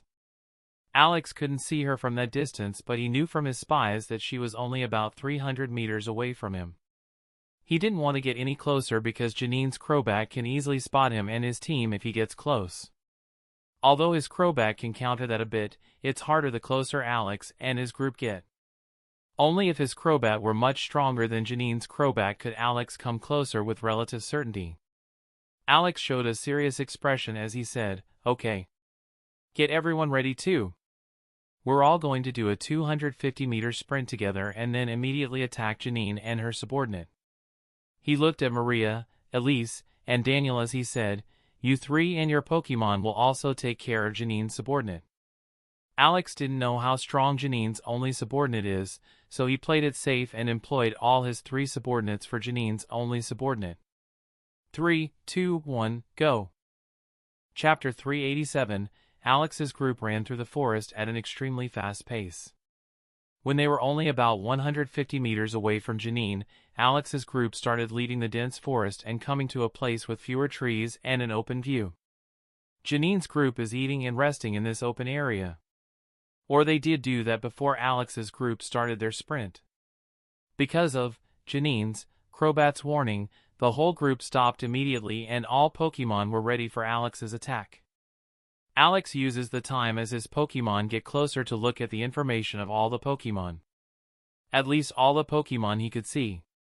He didn't have enough time to look closely at all the information, so he doesn't know anything about almost all Pokemon other than the level. Janine. SS rank Venomoth at level 56, Shallow Diamond. SS rank Crobat at level 54, Shallow Diamond. S-rank Ariados at level 54, deep gold. S-rank Ariados at level 54, deep gold. S-rank Weezing at level 53, deep gold. S-rank Drapion at level 53, deep gold. S-rank Toxicroak at level 51, gold. S-rank Alakazam at level 43, shallow gold. Mia. S-rank Venusaur at level 54, deep gold. S-rank Vileplume at level 52, gold. S-rank Victreebel at level 51, gold. S-rank Exeggutor at level 50, gold. S-rank Tropius at level 47, shallow gold. Alex's group was less than 50 yards apart and they all started preparing their moves. Gardevoir doesn't prepare any move and her only task is to interrupt, teleport, from the Alakazam. She was luckily much stronger than Alakazam, which makes this task a lot easier. Gardevoir said telepathically, "Father, it will take me 10 seconds to block a 200m x 200m space." Alex knew that it is extremely difficult to directly stop a Pokémon from using teleport, and that it is already extremely fast for a psychic type Pokémon to do it in only 10 seconds. If Alakazam had the same level as Gardevoir, Gardevoir would take longer than 5 minutes. Alex only had to prevent all of Janine's Pokémon and Janine from touching Alakazam at the same time for 10 seconds so that he can take away this escape possibility. Janine, to Alex's surprise, doesn't try to run away right away and lets each of her Pokémon use the moves they've prepared. Once all the Pokémon are within range, they start using any of the long-distance combat moves that they have prepared ahead of time.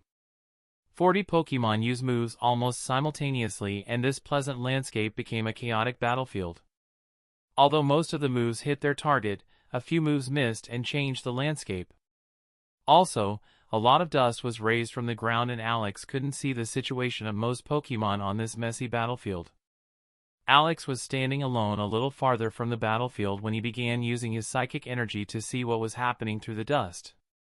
To his surprise, he found a human-like silhouette running towards him with ridiculous speed.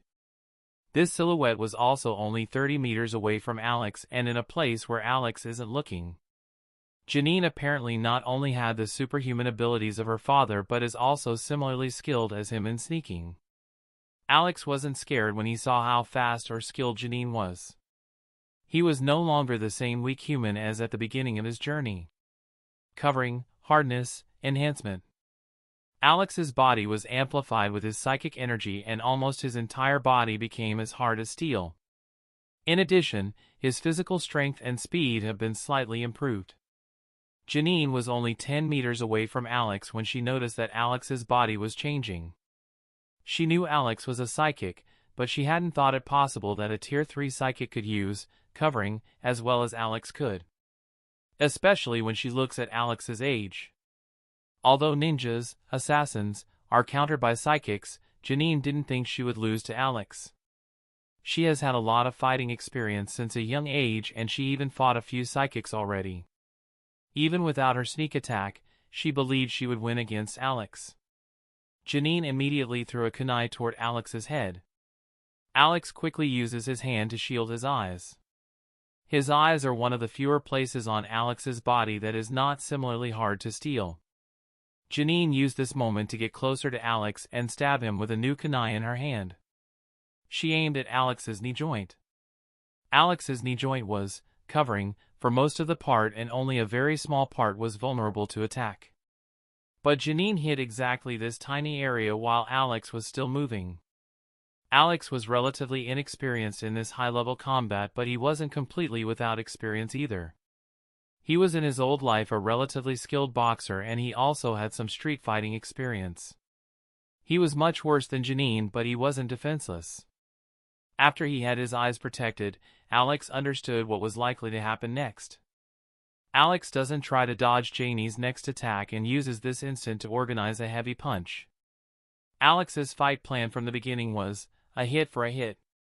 He saw Janine come extremely close to his lower body and he felt a sharp pain. Luckily his body was primed with adrenaline so the pain didn't completely paralyze him. Also, Janine couldn't stab his knee very deeply. Alex's right fist flew towards Janine's head with an inhuman speed.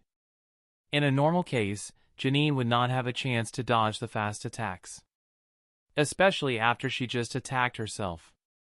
But Janine's other hand started making a weird hand sign just before Alex's punch would hit Janine's head. Alex suddenly saw smoke and his punch hit a piece of wood. The piece of wood was completely destroyed by this blow, but Janine was not to be seen, although Alex could perceive that she was only about 10 meters away from him. Alex showed an annoyed expression when he saw this. F***ck, am I here in the Naruto world? What are these bullshit skills? Chapter 388, Alex tried to run after Janine but then noticed after a short pain that his right knee was too injured for him to run now. He almost fell to the ground trying to run. Although he can still stand, his mobility is very restricted. Maria, Elise, and Daniel were also close to Alex, but nobody was strong enough to do anything. None of these three had superhuman bodies or were psychics. But their mindset changed when the three saw Alex get hurt. Or for at least one of the three it changed. Maria ran towards Janine with a small knife, dagger, after she saw that Alex was injured and in trouble. Maria knew she wasn't strong enough to actually hurt Janine with that weapon, but she ignored that fact when she saw Alex get hurt. She just hopes that Alex buys a little time. Janine saw Maria striking right from the beginning and easily avoided it. Then she grabbed Maria's wrist and broke the wrist with which the dagger was held. Who? Erfurg. Maria wasn't very sensitive to pain, but the pain from her broken hand made her cry out. Janine ignored Maria's cry of pain and pushed her to the ground with her broken arm. She showed an indifferent expression as Maria's screams grew louder as she treated that broken arm cruelly. She even stepped on one of Maria's legs when Maria was on the ground. With this action, she also broke Maria's leg. Alex's expression turned to one of pure anger when he saw this. He forgot the pain in his knee at that moment and he humped in the direction of Janine. He screams at the same time, "Janine, what the F***ck are you doing? Do you want to die?" Janine showed an emotional expression as she replied, "Don't worry, I didn't kill her. It's not a life-threatening injury. I don't want to break the rules. I just wanted to incapacitate her." Alex's expression calmed down a bit when he heard that Maria's life was not in danger. Although he is still very angry for the pain Janine caused Maria, he suppressed this anger as best he could. It wasn't a good moment to act without thinking.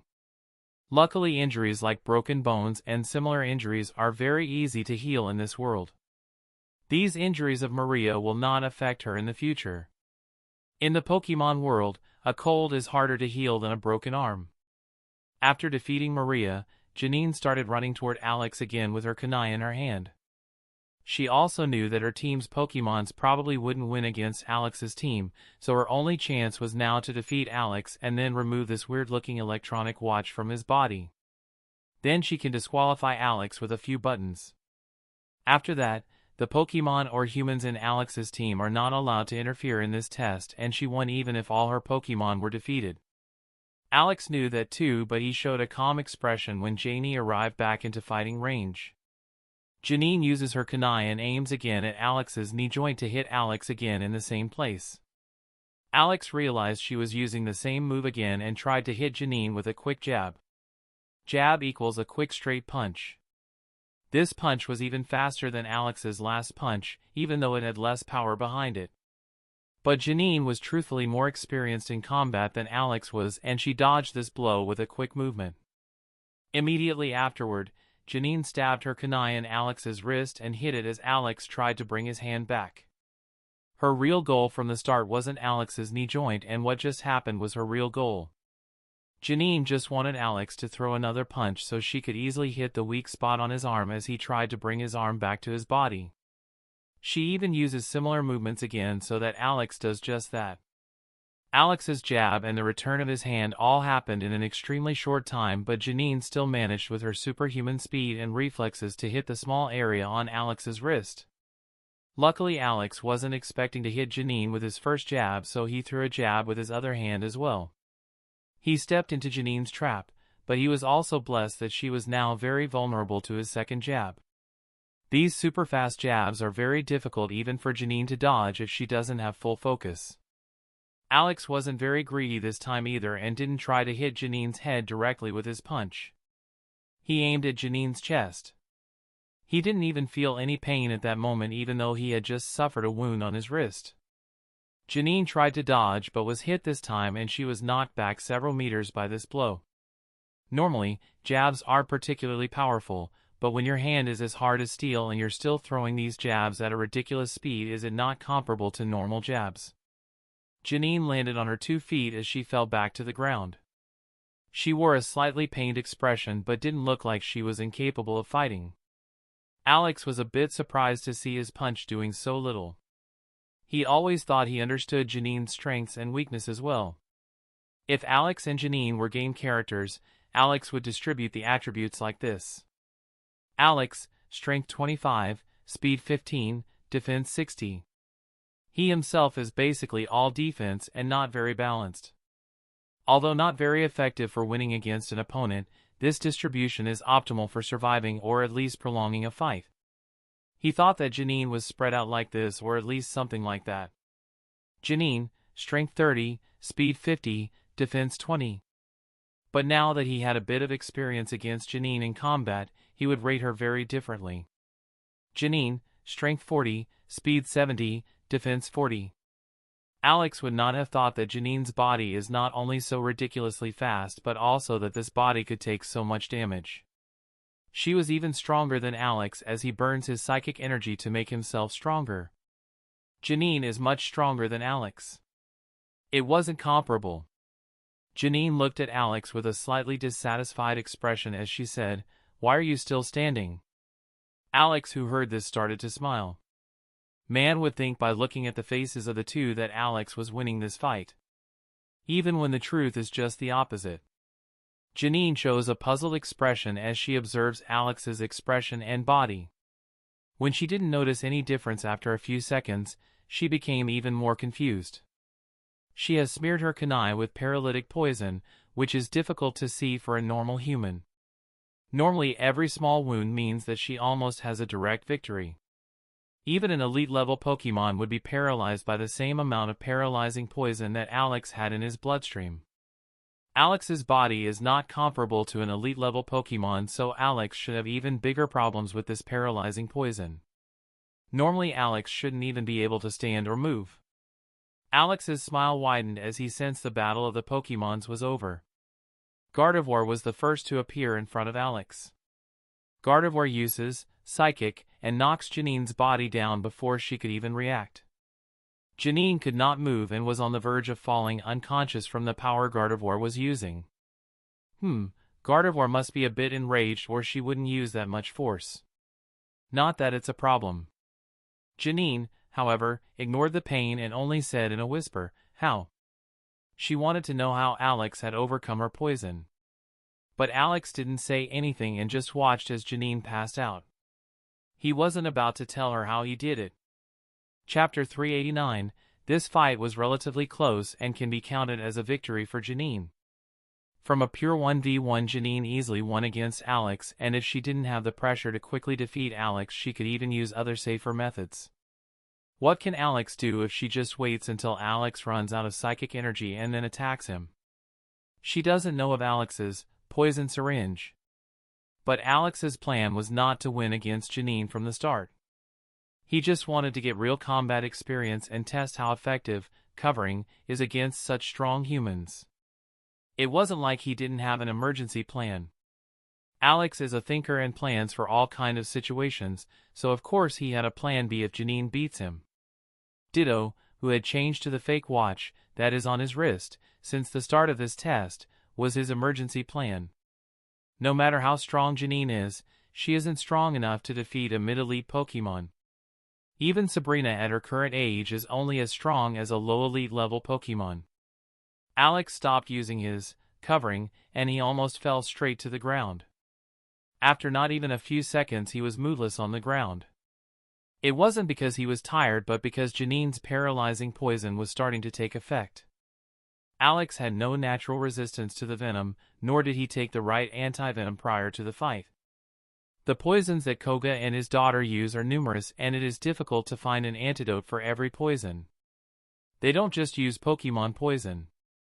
Alex couldn't say which poison exactly Janine will use. The reason Alex wasn't affected by the paralysis poison during this fight is because he uses his covering cleverly. Covering hardness has the disadvantage that the body parts become extremely stiff and immobile after a certain degree of hardness. For example, Alex can make his entire body much harder than even steel, but that would render him unable to move. He would not even be able to use his eyes and see in this state if he used it on his whole body. He would become a real sculpture that is harder than steel until his psychic energy ran out. Alex uses this disadvantage to counter Janine's paralyzing poison. Immediately after getting an injury from Janine's kunai, he used covering and made that spot much harder than steel. That's also why he could only walk very slowly after his leg joint was injured. His injured leg was far too stiff to walk normally. Gardevoir started looking for Janine's watch after she passed out. In the end, she found this watch in Janine's sock. She took out this watch and walked towards Alex. The rest of Alex's Pokemon are already circling Alex and looking at him with various expressions. Crobat, Scizor, Bastiodon, and Blaziken even used this time to motivate Alex. "Wow, you're useless. Pathetic. Next time you will definitely win. Haha, Dad, you're really weak.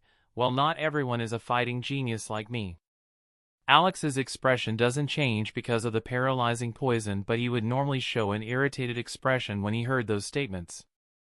Of the 4 Pokemon that want to cheer him up, only one didn't make fun of his defeat. Umbreon heard the words of the 4 Pokemon and she said, "He has given his best. Why are you so mean to him?" Gardevoir, who just got there, answered for the 3 Pokemon, "They're just kidding. Don't worry, Sister Umbreon." Umbreon shows a joyful and relieved expression when she hears this. Maria's, Daniel's, and Elisa's Pokemons, which have good ears, heard this conversation and showed all shocked expressions when they heard it. These Pokemon saw how cruel and sadistic Umbreon kills Pokemon and they couldn't believe that such a Pokemon could say those words. The youngest members also take advantage of this opportunity. Just in their own way. Zweilous took the chance and started to bite Alex with his 2 heads. Ninetales started stepping on Alex's back and she showed a proud expression as she saw that there was nothing Alex could do to stop this. Bonnet was the only one who took advantage of this situation and didn't mistreat Alex. He just hugs Alex and doesn't do anything mean. Kingdra and Shinx do nothing and just watch the other Pokemon treat Alex. Gardevoir uses her psychic energy and control to expel Janine's paralyzing toxin from Alex's body faster. It only accelerated the natural process and was not an instantaneous cure. Alex couldn't move his mouth optimally, but he could still talk telepathically. Gardevoir, do that after you heal Maria. Also, give Maria this watch afterward too. Gardevoir nodded and walked towards Maria. She used Heal Pulse and healed the injuries on Maria's body. "And you all, stop this now or you will see what I will do if I can move again. I'll let you train for so long that." Several minutes later, Maria woke up and she used the display of this watch to disqualify Janine. Janine was eliminated from the test and Alex only had to defeat Marco to win this test.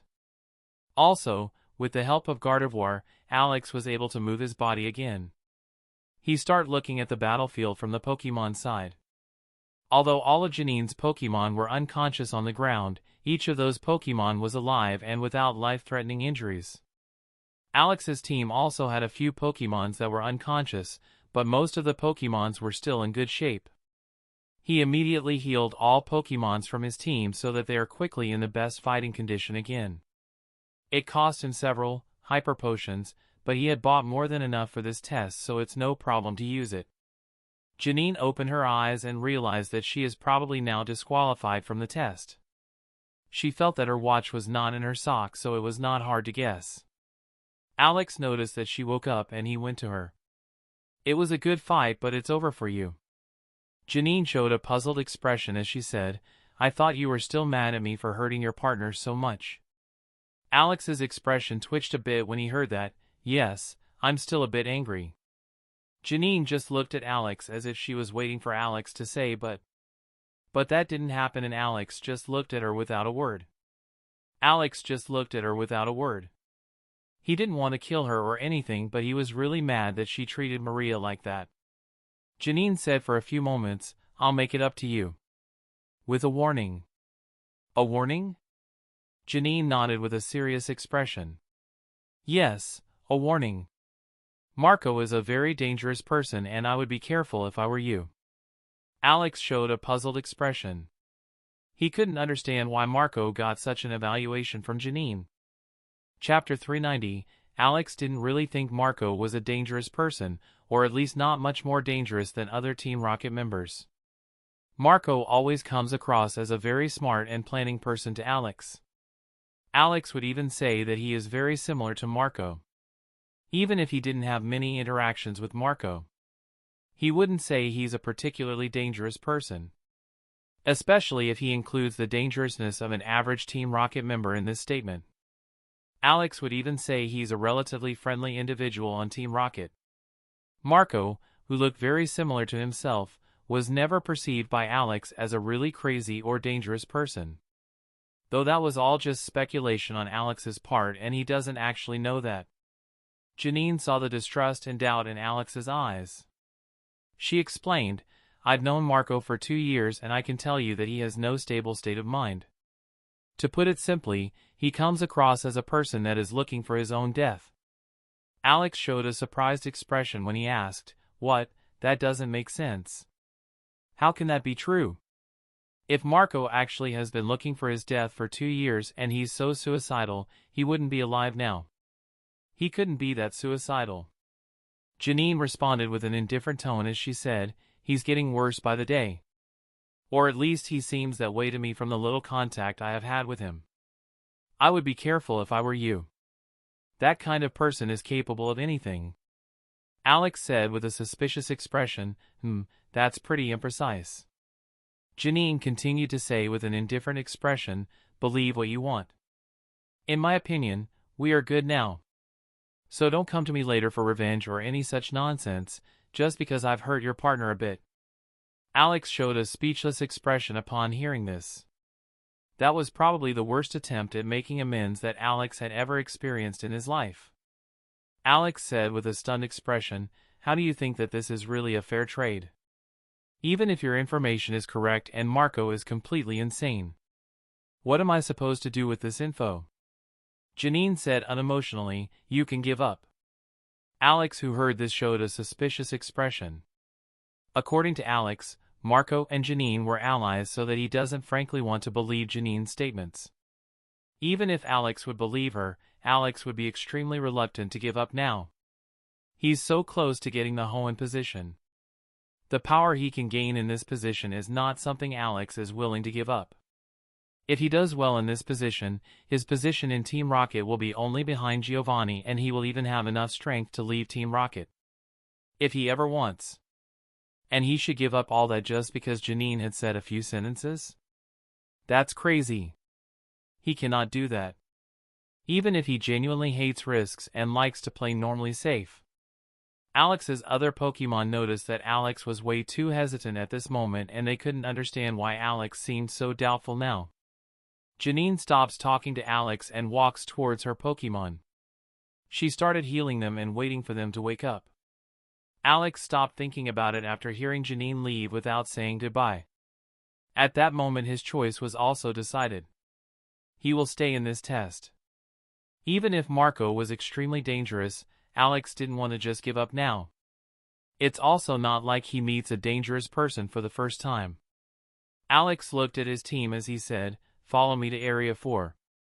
He still needs the help of the Scyther/Sizers to find Marco, so he wants to get back to this area immediately so that they can find him if they locate Marco."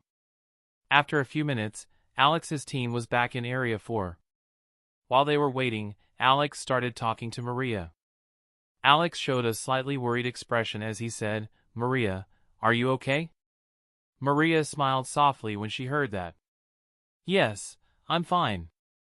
Alex didn't often see such a gentle and soft expression, but every time Maria showed that expression when she looked at him, his heart beat a little faster. He didn't know what to say, so he said the words that came to mind immediately. Maria, I'm a bit confused. I told you before that I won't have any problems with Ditto. Why are you running in like a crazy woman? Maria laughed softly as she replied, "Heh heh, how do you always manage to destroy a romantic moment? What am I supposed to do with you and your nonsense?" Alex realized that Maria is really happy now and that she said every word with so much emotion. It didn't seem to matter what he said now. Maria just looked at him with an affectionate look. Although this situation made him very delighted, he didn't quite understand why Maria was suddenly so happy. Alex couldn't help but ask with a curious expression, "Maria, can you tell me why you're suddenly so happy now?" Maria gave a small smile as she said, "Stray honey. I don't want to." Alex showed a stunned expression upon hearing that. Maria started to laugh a little when she saw Alex's expression. Stray for the small chapter, sad face. Favorite character poll, final result. Which character is your favorite character in the story? Not Pokemon included. 43 votes total. Winner, Alex, 51%. Runner-up, Giovanni, 23%. Third, Stephen and Maria, 9%. 5%, Daniel. 2%, Elise. 0%, Lisa and Marco and Misty. Chapter 391, Maria showed a happy expression as she said, "Maybe, I'm just cheerful today without needing a reason to truly be." Alex showed a small smile as he answered, "You're lucky Elise and Daniel can't hear us from here or they wouldn't be able to recognize you." Maria nodded softly and said nothing more as if she just wanted to enjoy this quiet time with Alex. Alex's party didn't have to wait long and a new Scyther party with weak Pokemon behind them appeared in front of them. Alex used his telepathy to be able to talk to this Scyther. "Did you find him and his group?" A Scyther looked at Alex and said, "Don't know. Follow me and see for yourself." Alex is already used to the direct nature of wild Pokemon and Pokemon themselves, so he just agreed with a calm tone. He didn't know what Marco's mission is, so that every minute he wastes is a minute that can cost him his victory. Alex's group followed Scyther as they again used simultaneous reinforcement moves to power themselves up. This is the main reason why Alex's team Pokemon defeated Janine's team's Pokemon so quickly. Even if Alex's team was stronger than Janine's team without this buff, the Pokemons of Alex's team weren't strong enough to defeat all of the Pokemons of Janine's team in a move or two. Elise was almost useless in this fight. It was more of a 3v2 than a 4v2. Alex's group just needs a few minutes to find Marco and his group. Gardevoir allowed Alex's group to remain unnoticed by Marco's group when they were within 150 meters of him. Alex telepathically gave orders to the others. He had Elise, Daniel, and Maria fight Marco's three subordinates. He doesn't expect victory from the three because he didn't know how strong Marco's subordinates are, but he hopes that they will last at least long enough that they don't affect his fight with Marco. Alex's group ran through the forest at an extremely fast speed. When they were only about 50 meters away from Marco, Alex's group was still in a dense forest and it was only now possible to see all the Pokemon. Marco and his group were just moving through the forest and were relatively surprised by this attack. Only relatively, because Claydol warned Marco and his group when Alex's group started to run. Alex uses the time as his Pokemon get closer to look at the information of all the Pokemon. At least all the Pokemon he could see. He didn't have enough time to look closely at all the information, so he doesn't know anything about almost all Pokemon other than the level. Marco. S-rank Nidoking at level 56, Deep Gold. S-rank Nidoqueen at level 55, Deep Gold. S-rank Steelix at level 55, Deep Gold. S-rank Gyarados at level 54, Deep Gold. S-rank Golem at level 54, Gold. S-rank Garchomp at level 54, Deep Gold. S-rank Flygon at level 53, Deep Gold. S-rank Claydol at level 51, Gold. Leroy. S-rank Blastoise at level 55, Deep Gold. S-rank Slowbro at level 52, Gold. S-rank Gyarados at level 51, Gold. S-rank Xatu at level 45, Gold. Banks. S-rank Abomasnow at level 52, deep gold. S-rank Glacian at level 51, gold. S-rank Weevil at level 50, shallow gold. S-rank Dugong at level 50, shallow gold. S-rank Jinx at level 46, shallow gold. Elio. S-rank Pinsir at level 50, gold. S-rank Sizer at level 50, gold. S-rank Heracross at level 48, shallow gold. A-rank Fiero at level 49, deep silver. Alex couldn't look at all Pokemon's information, so he focused on Marco's Pokemon, the Pokemon that are next to him, and look at the other Pokemon only after looking at all of Marco's Pokemon. Marco looked at Alex with an indifferent expression as he started running away. He is on the back of Gyarados. His 3 subordinates stay and attack Alex's subordinates' Pokemon. It was an indirect gesture that Marco wants to fight alone with Alex somewhere else. Alex had seen all of Marco's Pokemon information and he knew his Pokemon team is stronger. And that's without the buff Alex used before to make his Pokemon even stronger. Even if this is a trap set by Marco, he followed him deeper into the forest. Alex didn't believe that without the help of his Pokemon, Marco could really set up such an effective trap that could defeat his Pokemon. With the rule that no Pokemon or participants can be killed, the possibilities of a trap are much smaller. Besides that, this attack was a surprise attack while Marco was walking through the woods. The probability that he had set up a trap nearby is not very high. Marco only ran for about a minute before stopping in an area that contained only a few trees and was relatively open. He didn't directly command his Pokemon and simply said in an emotionless tone, "Alex, you shouldn't have appeared in front of me." Alex doesn't immediately order an attack either, and he showed a puzzled expression when Marco started talking to him. He couldn't understand why Marco did something like that. From the expression and tone Marco was using, Alex didn't have the feeling that the reason Marco was doing that had anything to do with tactics or a trap. Marco didn't wait for Alex's reply and just said in an almost calm tone, "Mia, I truthfully despise the look on your and your Pokemon's faces. I knew this was going to happen and it's happening exactly how I expected it to transpire. Haha, maybe it's Destiny favorite Pokemon poll, final result. Which 3 Pokemons are your favorite 3 Pokemons in the story? Every Patreon can only pick 3. 81 votes total. Winner, Gardevoir, 16. Runner-up, Crobat, 14. Third, Zweilous, 11. 8, Blaziken and Umbreon. 6, Banette. 5, Bastiodon. 3, Ninetales and Sizer and Ditto. 2, Kingdra and Shinx. Chapter 392, Alex, who heard that, thought, "What is this crazy mother of asterisk Kerr talking about?" He looked in Marco's direction with a perplexed expression. At the same time, he noticed how strange the eyes of Marco's Pokemon looked. Marco's Pokemon all had restrained, detached, and indifferent expressions that Alex could easily identify if he looked closely at the faces and eyes of those Pokemon. Alex has never seen Pokemons with exactly those facial expressions. It didn't seem like these Pokemon hated or liked their trainer. But these Pokemon still seemed to follow Marco's commands like emotionless machines. Also, Alex couldn't understand how all of Marco's Pokemon had exactly the same expression.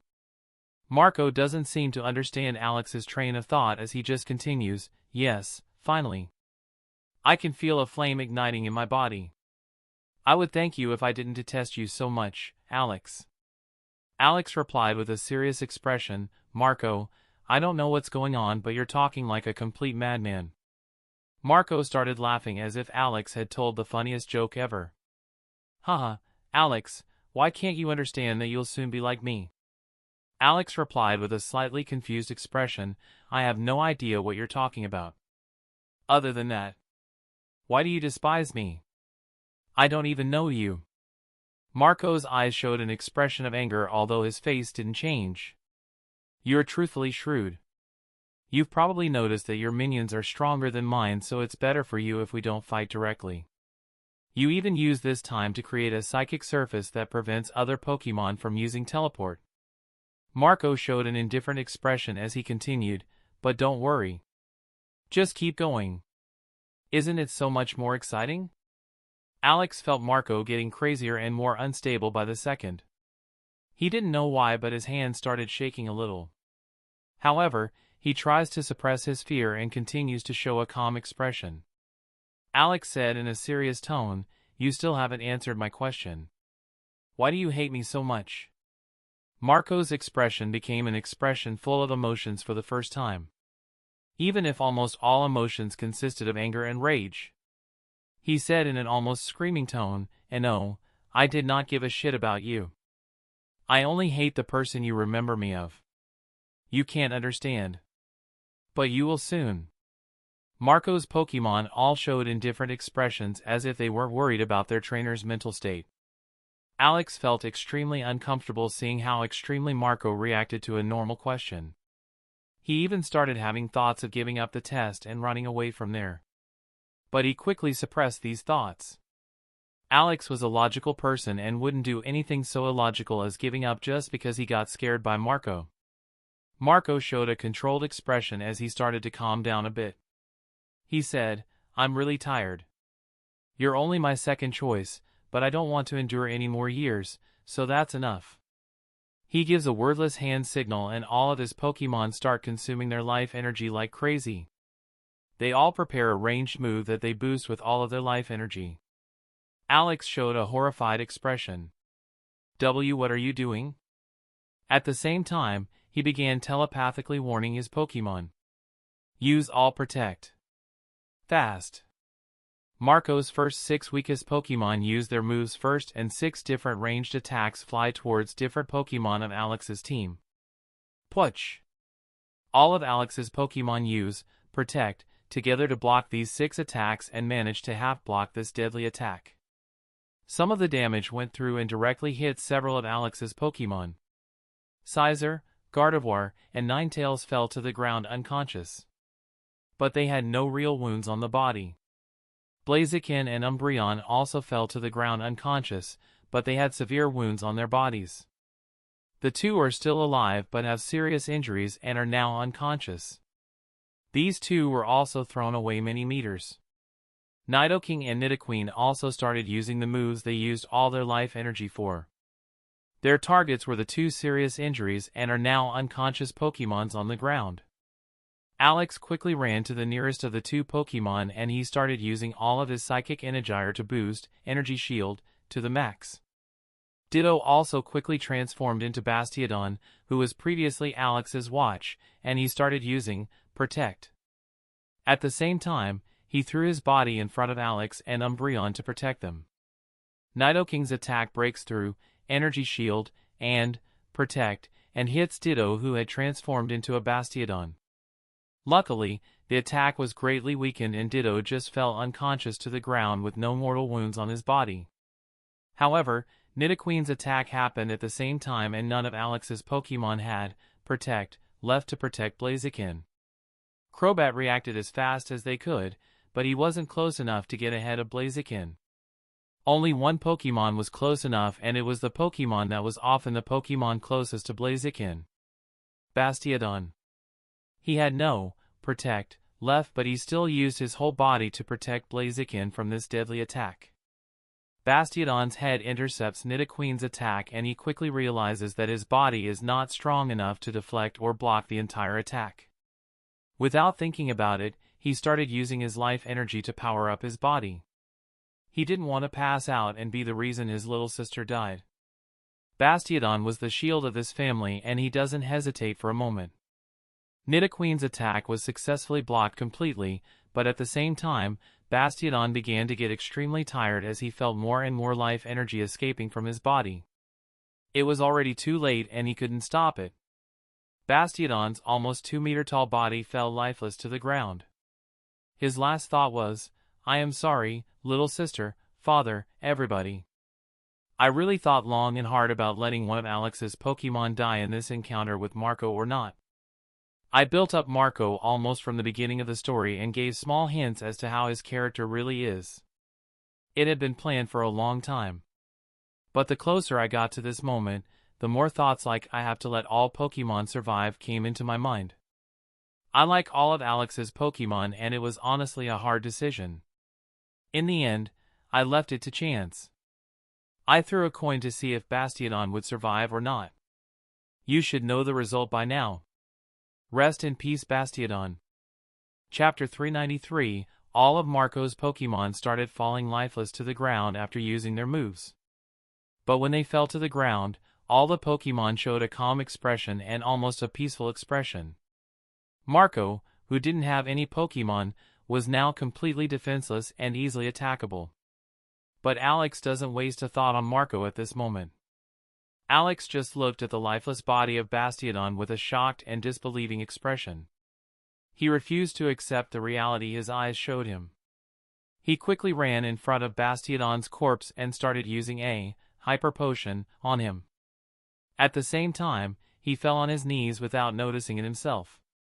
But no matter how many times he tried, the hyper potion had no effect and it didn't even heal the corpse's body. There could only be one explanation as to why this is the case. Although Alex does not want to accept this answer. Alex, as a psychic, also sensed that Bastiodon wasn't alive anymore, but he still couldn't accept it. Lie. That's a lie. Why? Why does this happen? That doesn't make sense. This is a lie. Alex started screaming like a maniac and questioning reality as his eyes stayed on Bastiodon. But after a few seconds, Alex had to start to comprehend this situation as he remembered what happened. At the same time began to remember all the moments with Bastiodon. How he gave Sheldon Moo milk on the first day and carried him to the bed even though he was extremely heavy. How Sheldon had called him father for the first time. How Sheldon became Bastiodon and still kept his naive and innocent ways.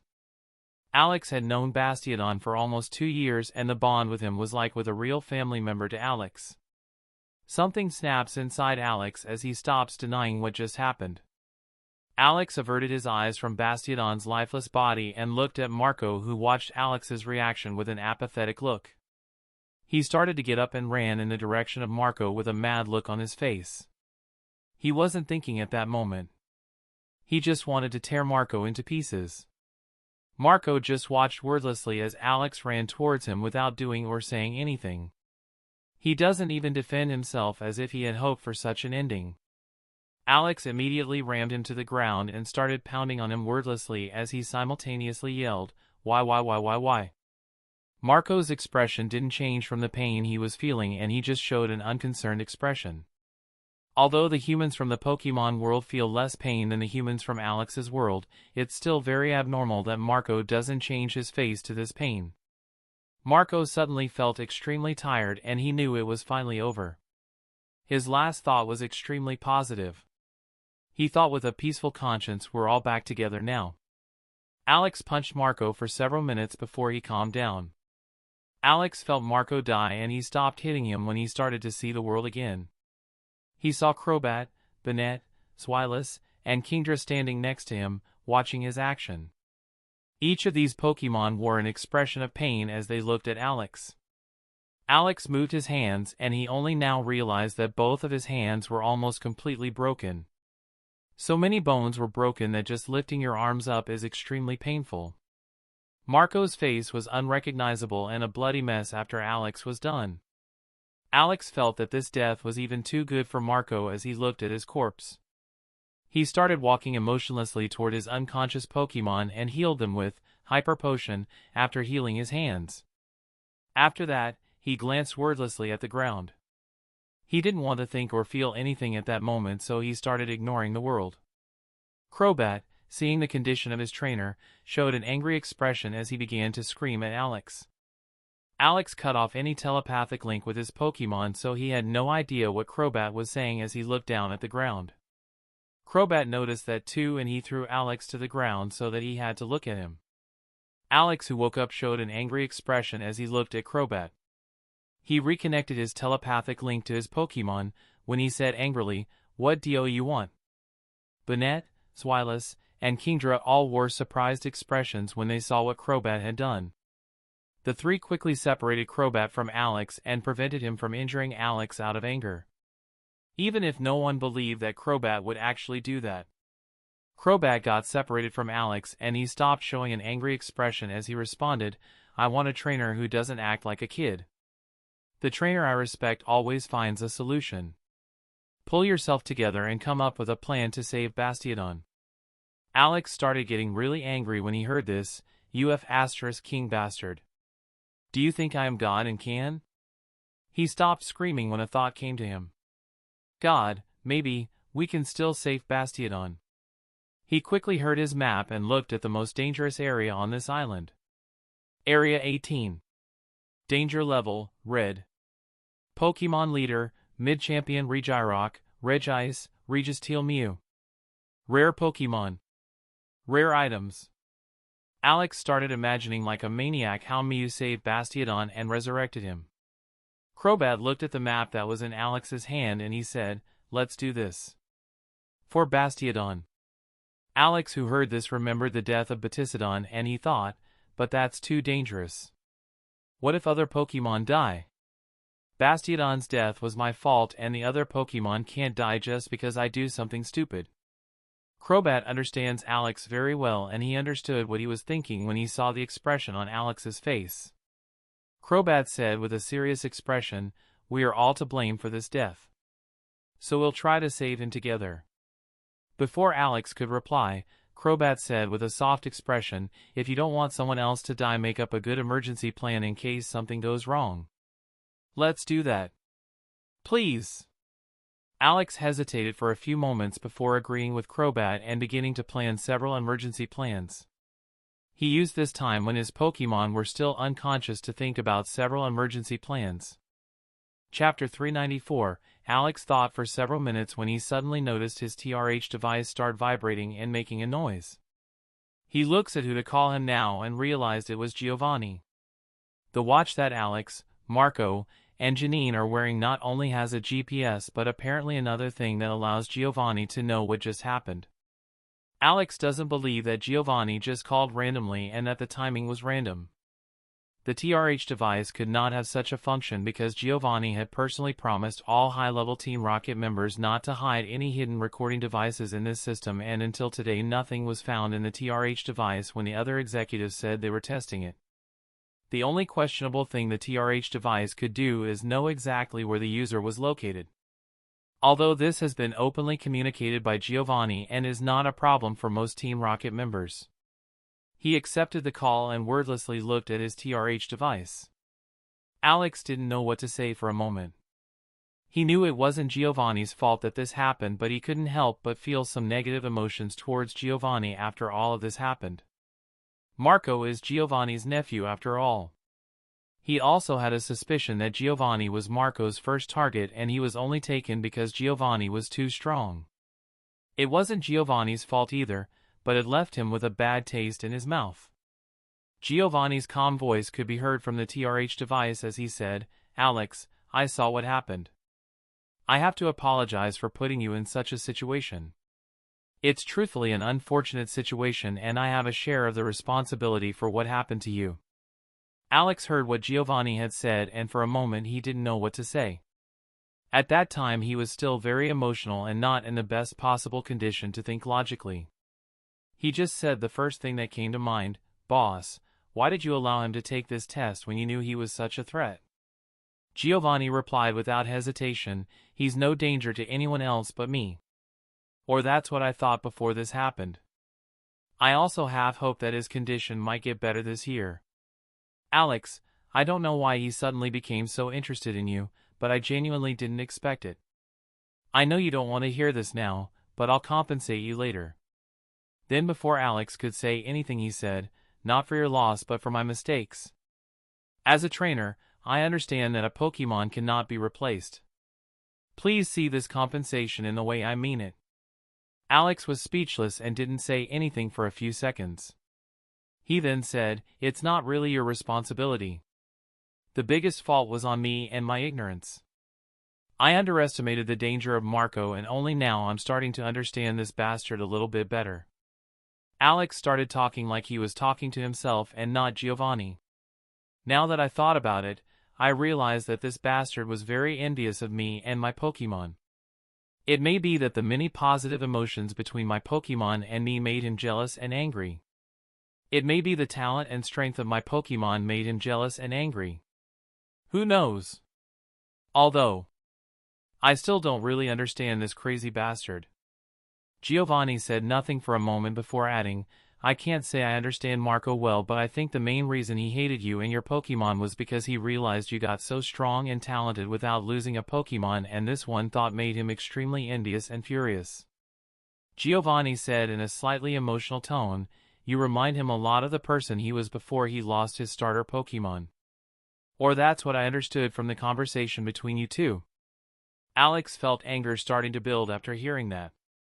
This bastard. He just does this because I was similar to his past him? This crazy bastard even thought I will become like him after this happened to me. Alex got so mad that Bastiodon died for such a crazy reason. That is so unfair. It was completely illogical. Only for a madman that would make sense. Giovanni waited for Alex to calm down and he said, the reason probably didn't matter to him anymore. Alex noticed his other Pokemon starting to wake up and he quickly said, I have to go. Giovanni answered me in a calm tone, we can talk later. Good luck. Alex hung up and looked at the Pokemon that woke up. Blaziken, who was looking at the corpse of Bastiodon, started crying as she fell to the ground. She completely broke down. Gardevoir, ditto, and the rest didn't have much better facial expressions, and many still couldn't believe that Bastiodon was dead. Alex showed a serious expression as he yelled, we will save Bastiodon. Follow me. Without waiting for Alex's signal, Crobat started to lift Alex into the air. Blaziken and the rest of the Pokemon looked at Alex and Crobat with hopeful faces as they followed. Scizor and Blaziken carry the corpse of Bastiodon as they follow Alex and Crobat. Alex's team moved towards Area 18 and they entered this dangerous area without hesitation. During this short journey, Alex explains to all Pokemon what the emergency plans are and what each Pokemon should do. For example, all Pokemon must be within 1 meter of each other and Gardevoir must prepare teleport in advance. That's just the first emergency plan and Alex has 3 others if the first plan doesn't work. Gardevoir suddenly felt the life energy from an extremely powerful Pokemon and she immediately warned Alex about it. Alex said with a calm expression, then let's go to this powerful Pokemon. Gardevoir, watch out for my signal in case something goes wrong. As the group got closer and closer, Alex saw the information about a Pokemon through the trees. Chapter 395, Alex looked at the information and he couldn't help but get a little confused. He immediately understood that Shallow Divine comes after Deep Diamond and that this legendary Pokemon had such potential, but what domain meant wasn't so obvious to him. However, Alex felt that these had many similarities to the god domains of Norse and Greek mythologies. As for example, Poseidon had the domain of the sea and accordingly possessed the powers of the sea. Shallow Divine Rock Mastery sounds pretty strong, but Alex felt that it was extremely weak for a full-blood legendary Pokemon and that Regirock was probably one of the weakest full-blood legendary Pokemon in this world. But that's only in comparison to other full-blood legendary Pokemon. Alex wasn't even sure if Lance Von Kanto could defeat this Regirock with all of his Pokemon. He got closer and closer before this Regirock could be seen in its full glory. Alex showed a slightly surprised expression as he looked at Regirock, who didn't move. Regirock is a large golem-like Pokemon made of brown and orange rocks. It has a pattern of 7 orange dots on its face that resembles a capo letter H. It has long arms with jutting shoulders and club-like hands without fingers. Alex already knew roughly what this Pokemon would look like, so he wasn't surprised by the look, and Alex was surprised by the size of this Regirock. Regirock was over 4 meters tall and much larger than the one-half blood Regirock that Alex had seen in a photo. Even in a sitting posture, it was more than twice as tall as the one-half blood Regirock and much taller than Alex. Members of the legendary Titans cannot create children with other Pokemon but can create a half-blood legendary Pokemon with a small part of their body. Alex's other Pokemon started showing extremely nervous expressions when they looked at this nightmare of a Pokemon. Full-blood legendary Pokemon are basically living gods for humans and other Pokemon. Even if he didn't react when Alex's party got closer, Alex's Pokemon couldn't help but get extremely nervous. Regirock's 7 little eyes started to shine and it started to stand up. Gardevoir showed an overly nervous expression and was ready to use teleport as soon as Alex gave the signal. Alex looked at the 14-foot Titan as he said, "Regirock, I beg you. Can you please lead me to Mew?" Regirock produced an extremely metallic and unpleasant noise. Unbelievably, Alex could understand what he was saying without using telepathy. The words roughly mean that Mew allowed Regirock to lead Alex to it. Alex couldn't understand why he could suddenly understand what this Regirock meant with its sounds.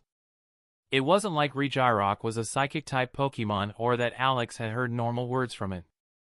He felt for the first time how fearsome a legendary Pokemon can be. The humans of this world are really not the rulers of this world, and the legendary Pokemon are the true rulers of this world. Regirock leads Alex to a massive tree that is in the middle of this area and cannot be overlooked. This tree looked extremely unnatural and even had a large hole as an entrance like a house would have. But even with this deep hole, this tree seemed extremely healthy, as if this large hole didn't affect it. Alex's group entered this tree and saw Regice and Registeel already waiting for his group. These two were also at level 66 and had the 2 domains Alex had anticipated. Domain, Shallow Divine Steel Mastery. Domain, Shallow Divine Ice Mastery. Alex moved closer when he suddenly realized that a Pokemon was hiding behind Registeel, which he hadn't found before he got closer. Mew noticed Alex watching it, and it showed a very shy body language as it hid half of his body behind Registeel. Alex saw the information from his system and he couldn't help but get a bit stunned that such a powerful Pokemon was showing such an expression. Mainly because he knew that Mew had personally invited him, or that's at least what he understood from Regirock. He stopped thinking about it, though, once he remembered why he was here for. Alex got on his knees and said with an almost pleading expression, "Please Mew. Please save Bastiodon. He doesn't deserve this. Please Mew." Normally, Alex is an extremely proud and arrogant person who has never humbled himself so much in his entire life as he had just done. For the first time in his life, he begged with all his might without even thinking about himself. Alex's other Pokemon even started doing the same thing, and they all adopted a begging pose as they looked at Mew. Even Crobat and Scizor didn't hesitate for a moment to do so. Mew showed an extremely sad expression upon hearing this and stopped hiding behind Registeel. It looked at Alex with a sad expression as it shook its head to tell Alex it can't do that. It roughly means, "I would very much like to, but I don't have the ability to do so." Alex could completely understand what Mew was saying to him from that one gesture. He had no thoughts about it though, and he started asking with a confused expression, "Even if you turn into Ho-Oh? Please, can't you try?" Alex could suddenly hear the voice of Mew in his head. "Human. I can only inherit the abilities of some legendary Pokemon when I transform into them. Some abilities of Ho-Oh are too powerful to fully copy. And even if I could completely copy Ho-Oh's abilities, Bastiodon has unfortunately been dead for too long to save him. I'm sorry, human." Chapter 396, Alex breaks down emotionally for the second time that day. The realization that Bastiodon is dead for good and that he can't change anything made Alex's emotions erupt. He would even fall to the ground if he wasn't already on his knees. Alex felt his throat close up and tears start streaming down his face. Alex's Pokemon weren't any better than Alex, and they were all starting to have tears welling up in their eyes. Even Crobat and Scizor had tears rolling down their cheeks when they realized that Bastiodon could not be saved. Mew could see the emotion of Alex and his Pokemon and felt how much they appreciated Bastiodon. Because of Mew's many powerful psychic abilities, Mew knew before it met Alex what he wanted from it, and only because of this, Mew allows Alex to enter his home. But now the emotion of Alex and his Pokemon was much clearer, and only now did Mew understand how strong the bond of this group truthfully is. Mew moved in front of Alex, and Alex could hear an emotional voice in his head saying, "Please, don't be sad.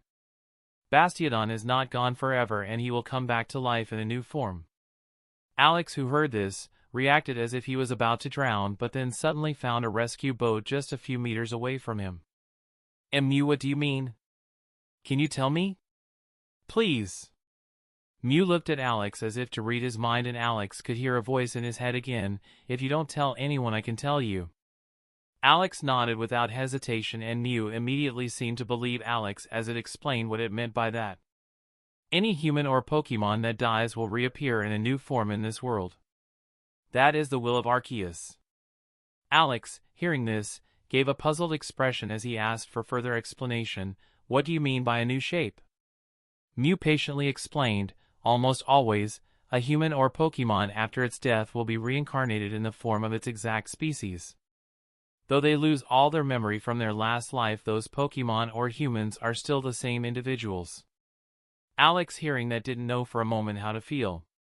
He was glad that Bastiodon could live on in a different way and wasn't gone forever, but he couldn't help but feel that his Bastiodon was still dead. Without his memory or body, is Bastiodon truly the same Bastiodon Alex knew?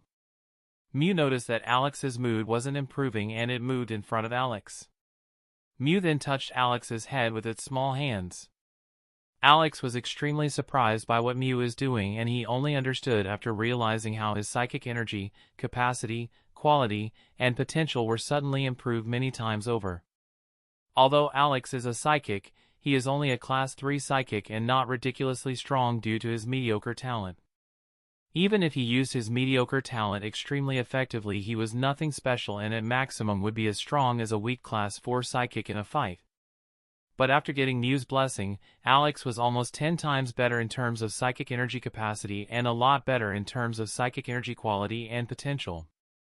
Mew's voice could be heard in Alex's head at the same time. Unfortunately, that's really the maximum I can do for you. Your talent is frankly too bad. Alex gave a puzzled expression as he felt how much stronger he was now. He wasn't sure if he was a level 4 psychic or a 5 psychic now, but he was certain that he definitely wasn't a level 3 psychic anymore. Mew. What? Why are you doing this? Mew showed an emotional expression as Alex could again hear Mew's voice in his head. Human, even though you're very dirty, you're also one of the few humans that really treats his Pokemon like family members. It's really painful to see how you feel after losing Bastiodon. Mew had mixed emotions about giving Alex this blessing, but genuinely felt that Alex deserved it. At least more than many other humans who don't treat their Pokemon nearly as well. Mew then flew in front of Ditto, and it then enveloped Ditto with its psychic energy. This psychic energy began to enter Ditto's body and slowly transform it. Alex, who saw Gardevoir's status, couldn't understand what was happening. Mew noticed that in one look and explained to Alex, "Human, while you're not my best choice, I truthfully appreciate your love for your Pokemon and your potential. Also, I don't want to see you and your Pokemon falling into the abyss because of grief. While that's not much, I hope it can at least lessen your grief a little bit." Alex asked with a puzzled expression, "Did you really do all this just to make me a little less sad?" Mew sparked a cute smile as Alex heard a voice again, "NOP. That's just the more adorable reason." Alex grabbed his head when he heard that. He no longer understood the world. Then what is the main reason? Mew then showed a serious expression again. "From now on you are a protector of this world, and this needs strength." Protector of this world? Since when am I something like this? I never agreed to be something like that. Mew responded in a calm tone, "That's just the title and you have no real responsibilities. You can do whatever you want with this power I've given you, and I won't tell you what to do." Alex gave a puzzled expression when he heard that. He couldn't understand what Mew wanted to achieve with this. Mew then showed a cute little smile. "But I believe that if the world is in danger, you will become the real protector of this world one way or the other. You have the potential to be the strongest human of all time, and I don't think you will just stand by when humanity is in real danger." Chapter 397. For a few seconds, Alex couldn't believe what he had just heard. Alex also noticed at this moment that Mew is not only playful and mischievous but also extremely intelligent and sly. Well, it's not like I'd actually just watch when the world is really in danger. Even if Mew hadn't boosted my power, I would do something and not just watch how I and my Pokemon all die. Alex wouldn't do this to save lives, but because he doesn't want to go down with the world or see 90% of humans/Pokemon die. He also doesn't want to live in a world full of water or full of land. If he can even live in such a world. No problem. I would do that anyway, if I'm strong enough. Although it makes me a bit nervous that you suddenly give me this power. He felt that the reason Mew gave him power was not unimportant or just for what Mew said. Mew showed a serious expression as Alex heard a voice in his head again. Normally you would be wrong, but today you are right. I was truthfully just helping you to prevent a tragedy that is about to happen. Alex's first thought was Mutwo when he heard Mew's words. As he considered the strength of the mighty Mutwo, which is probably stronger than Mew, he couldn't help but say with a serious expression, "Mew, are you talking about Mutwo? And how do you even know it exists?" Mew showed a sad expression when it said, "Mutwo is its name? What a terrible name you humans came up with. As for your question, I could feel its existence after it was born. I couldn't feel where exactly it was, just that Mutwo has the same species as me when it was born. But this sense grew stronger and stronger over time, and I have a feeling it will wake up soon." As this feeling grew stronger, I began to feel some of its emotions as well. Alex, hearing this, immediately understood that Mutwo would soon escape his prison when Mew used the words "wake up." Even if he didn't know how strong Mutwo is after escaping his prison, it should be way too strong for Alex. With his Mega Sizer, which is stronger than a level 60 Pokemon, Alex still shouldn't be nearly strong enough to stop Mutwo. Alex couldn't help but say, "Mew, I'm not sure how strong Mutwo is, but it should be way too strong for me. Human, you should still have plenty of time. Maybe 2 or even 3 years." Alex showed a stunned expression when he heard that Mew thinks 2 or 3 years is enough time. Mew then put on a mischievous expression as it continued, "Except that I don't expect you to defeat it anyway, I expect you to convince it.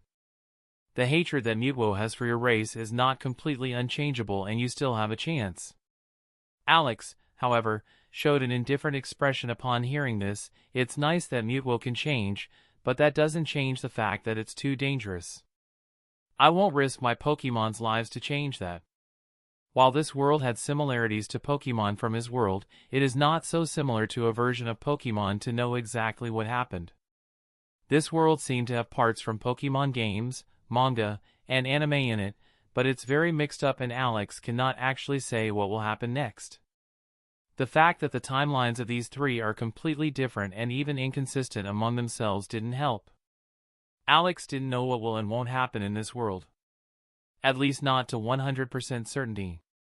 Especially since the legendary Pokemon are much stronger in this world made it extra difficult for Alex to say exactly what's possible in this world to happen. Is it actually possible to control Dialga and Palkia with the red chain? Alex would strongly doubt that such a thing is really possible in this world, or at least he wouldn't bet his life on it. If even the option of controlling such a powerful Pokemon is too risky for Alex, how is he supposed to do that with a more unpredictable threat like Mutwo? Exactly how Mutwo would react if he even manages to free it is completely unknown to Alex, and not worth the risk. Mew showed a sad expression and Alex could hear a voice in his head again. "Human, please think about it. It'll take a lot of life if you don't free it. It's not as easy a task as you think.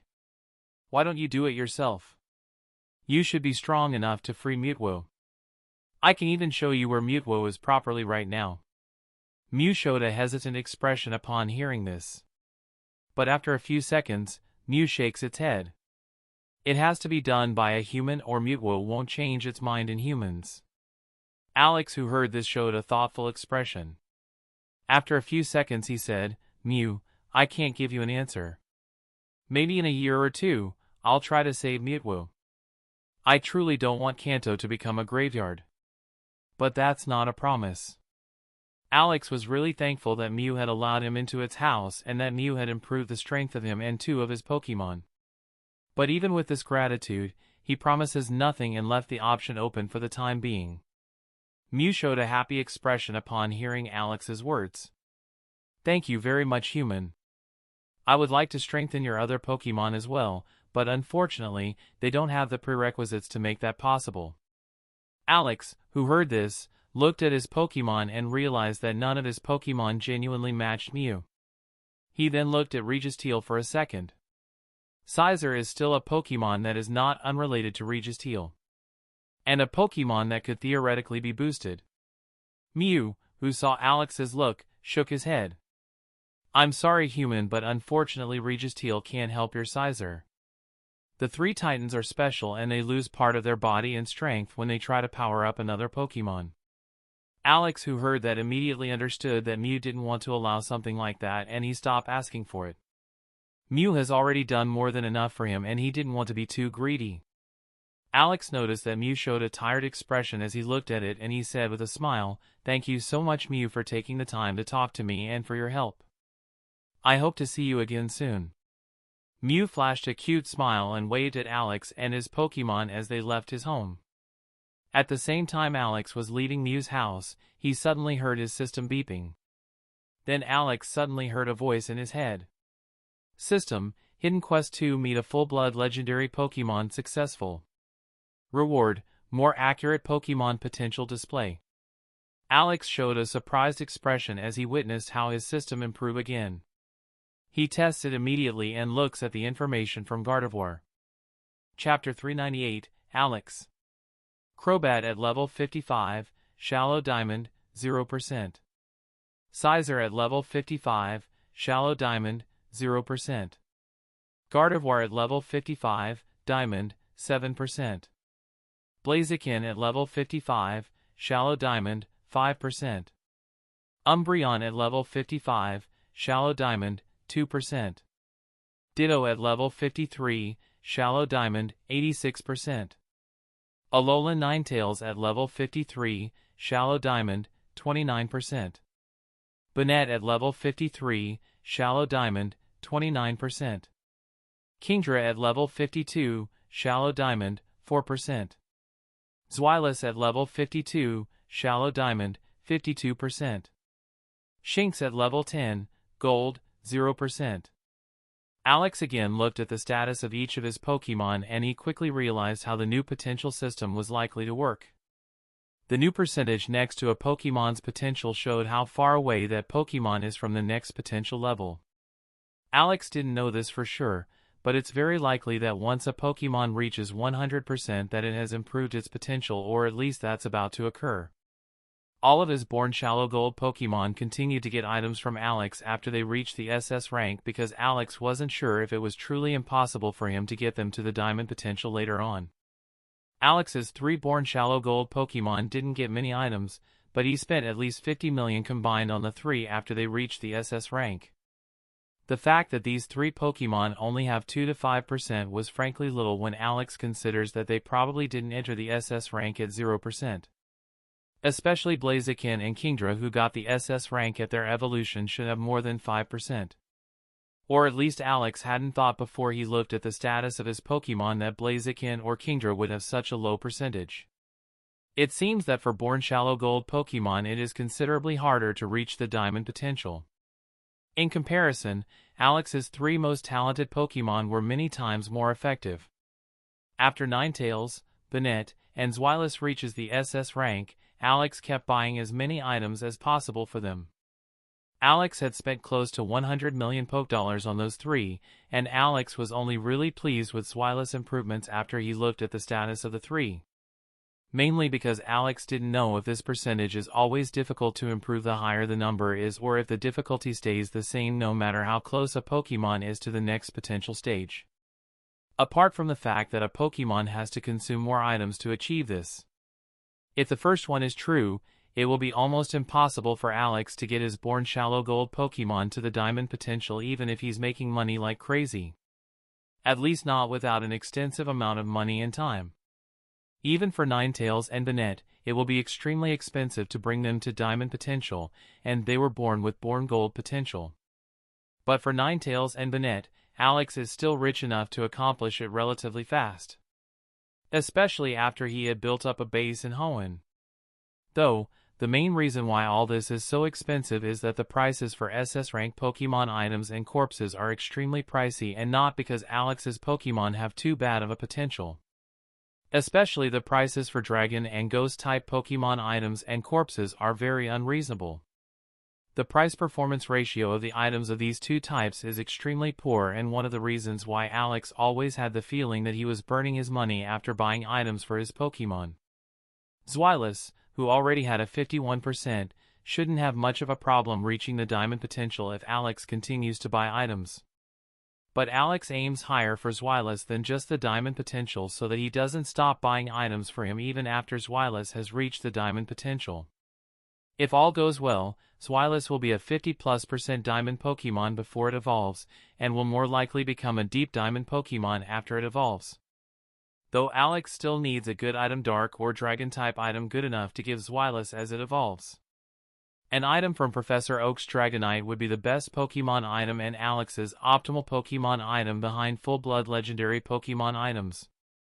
Full-blood legendary Pokemon items simply cannot be compared and are always better than other items. Especially after Alex witnessed how high the potential of Ditto is, he realized that he had previously underestimated the items from full-blood legendary Pokemon. Each of these items, blood, scales, is an extraordinary treasure. Also, now that Ditto is only 14% away, Alex won't give up getting in on the diamond even if it means spending hundreds of millions to do it. Alex stopped thinking about it and started walking back to the Team Rocket base with his Pokemon.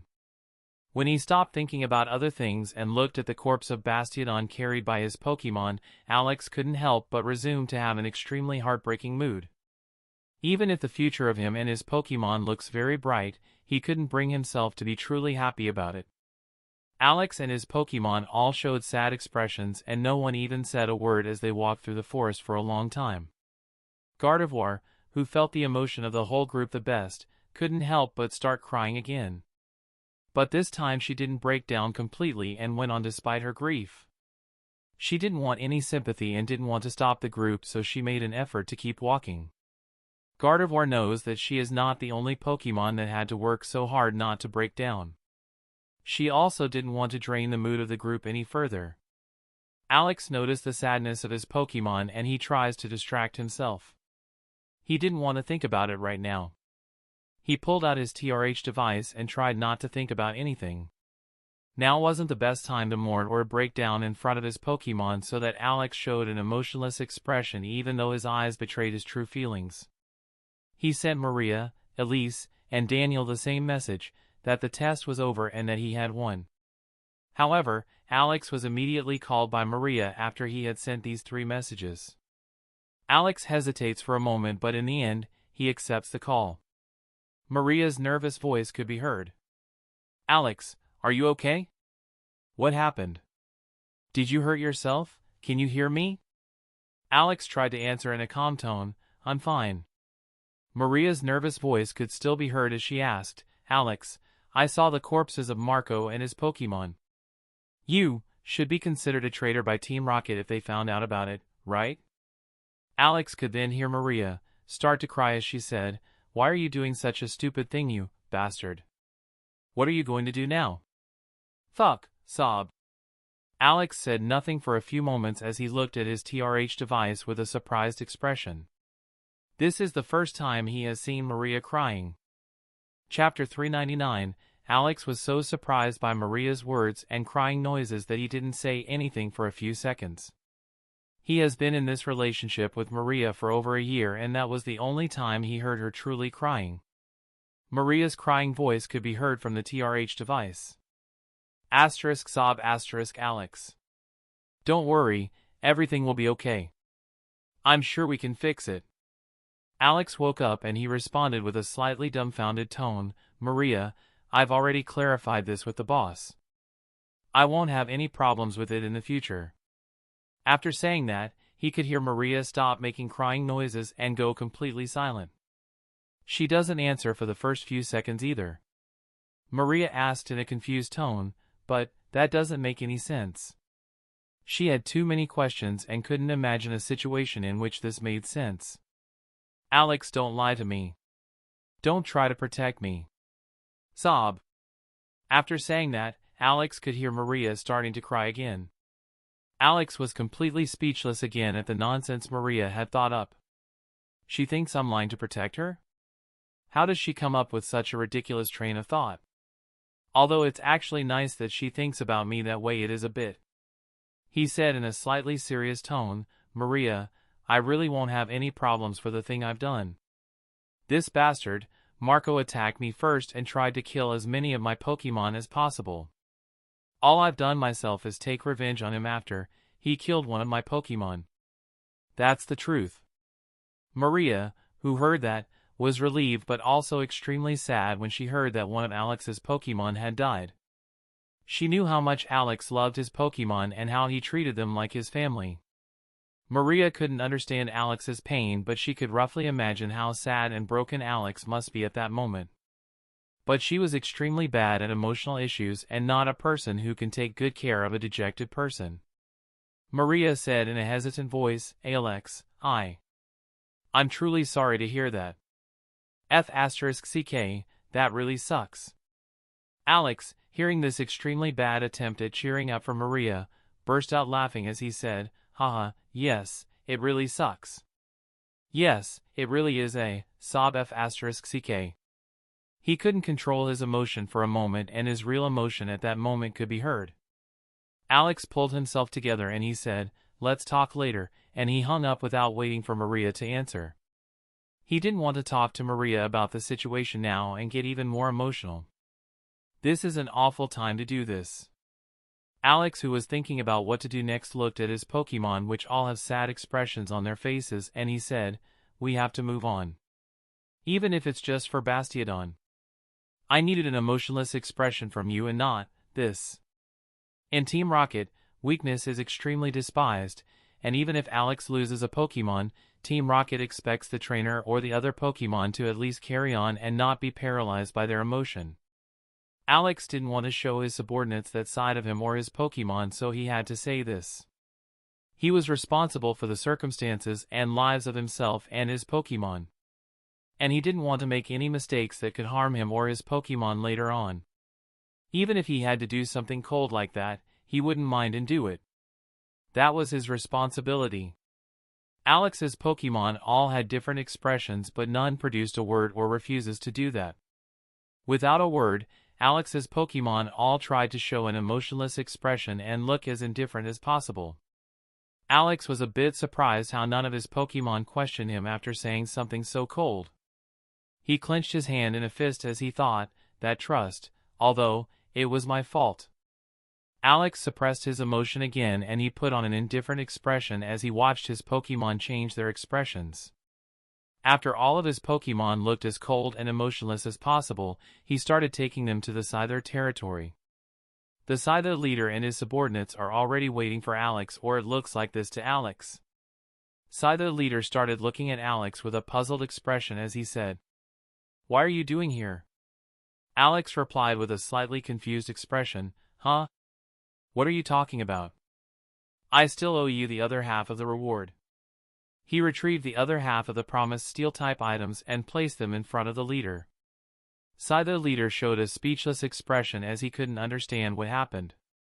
Alex suddenly understands why the Scyther leader has become so confused. "You really thought I wouldn't give you the other half after you helped me, didn't you?" After saying this, Alex showed a slightly speechless expression as if the logic of Scyther is really silly. The Scyther leader looked at the items in front of him and replied, "Human, you're right. I truthfully didn't think you'd come back after we helped you. Keeping your word would bring you no benefit other than keeping your honorability." He then looked at Alex as he said the next few words, "You truly are a different human." Alex shook his head and he severed the telepathic link to Scyther as he began walking away from him without a word. Although this Scyther is, in Alex's estimation, very wise and clever, he couldn't agree with those words. At least not with the positive undertone that Scyther uses. Alex's group next headed towards the Team Rocket base after Alex again used the Ditto mask to change his face. Maria, Elise, and Daniel were already waiting in front of the Team Rocket base when Alex's group arrived. Because these three knew what Alex's fake face looked like and what Pokemon Alex had, they immediately recognized that it was really him. Maria showed an emotionless expression, although Alex could see concern and sadness in Maria's eyes. Alex ignored that and said in an indifferent tone, "We won. I hope I don't have to explain to you again how important this win is for our future. I still have a few things to prepare, so I need a little more time. It will take me about 7 days, so I will see you guys in Hoenn in 7 days. Go on vacation or do something else in those 7 days.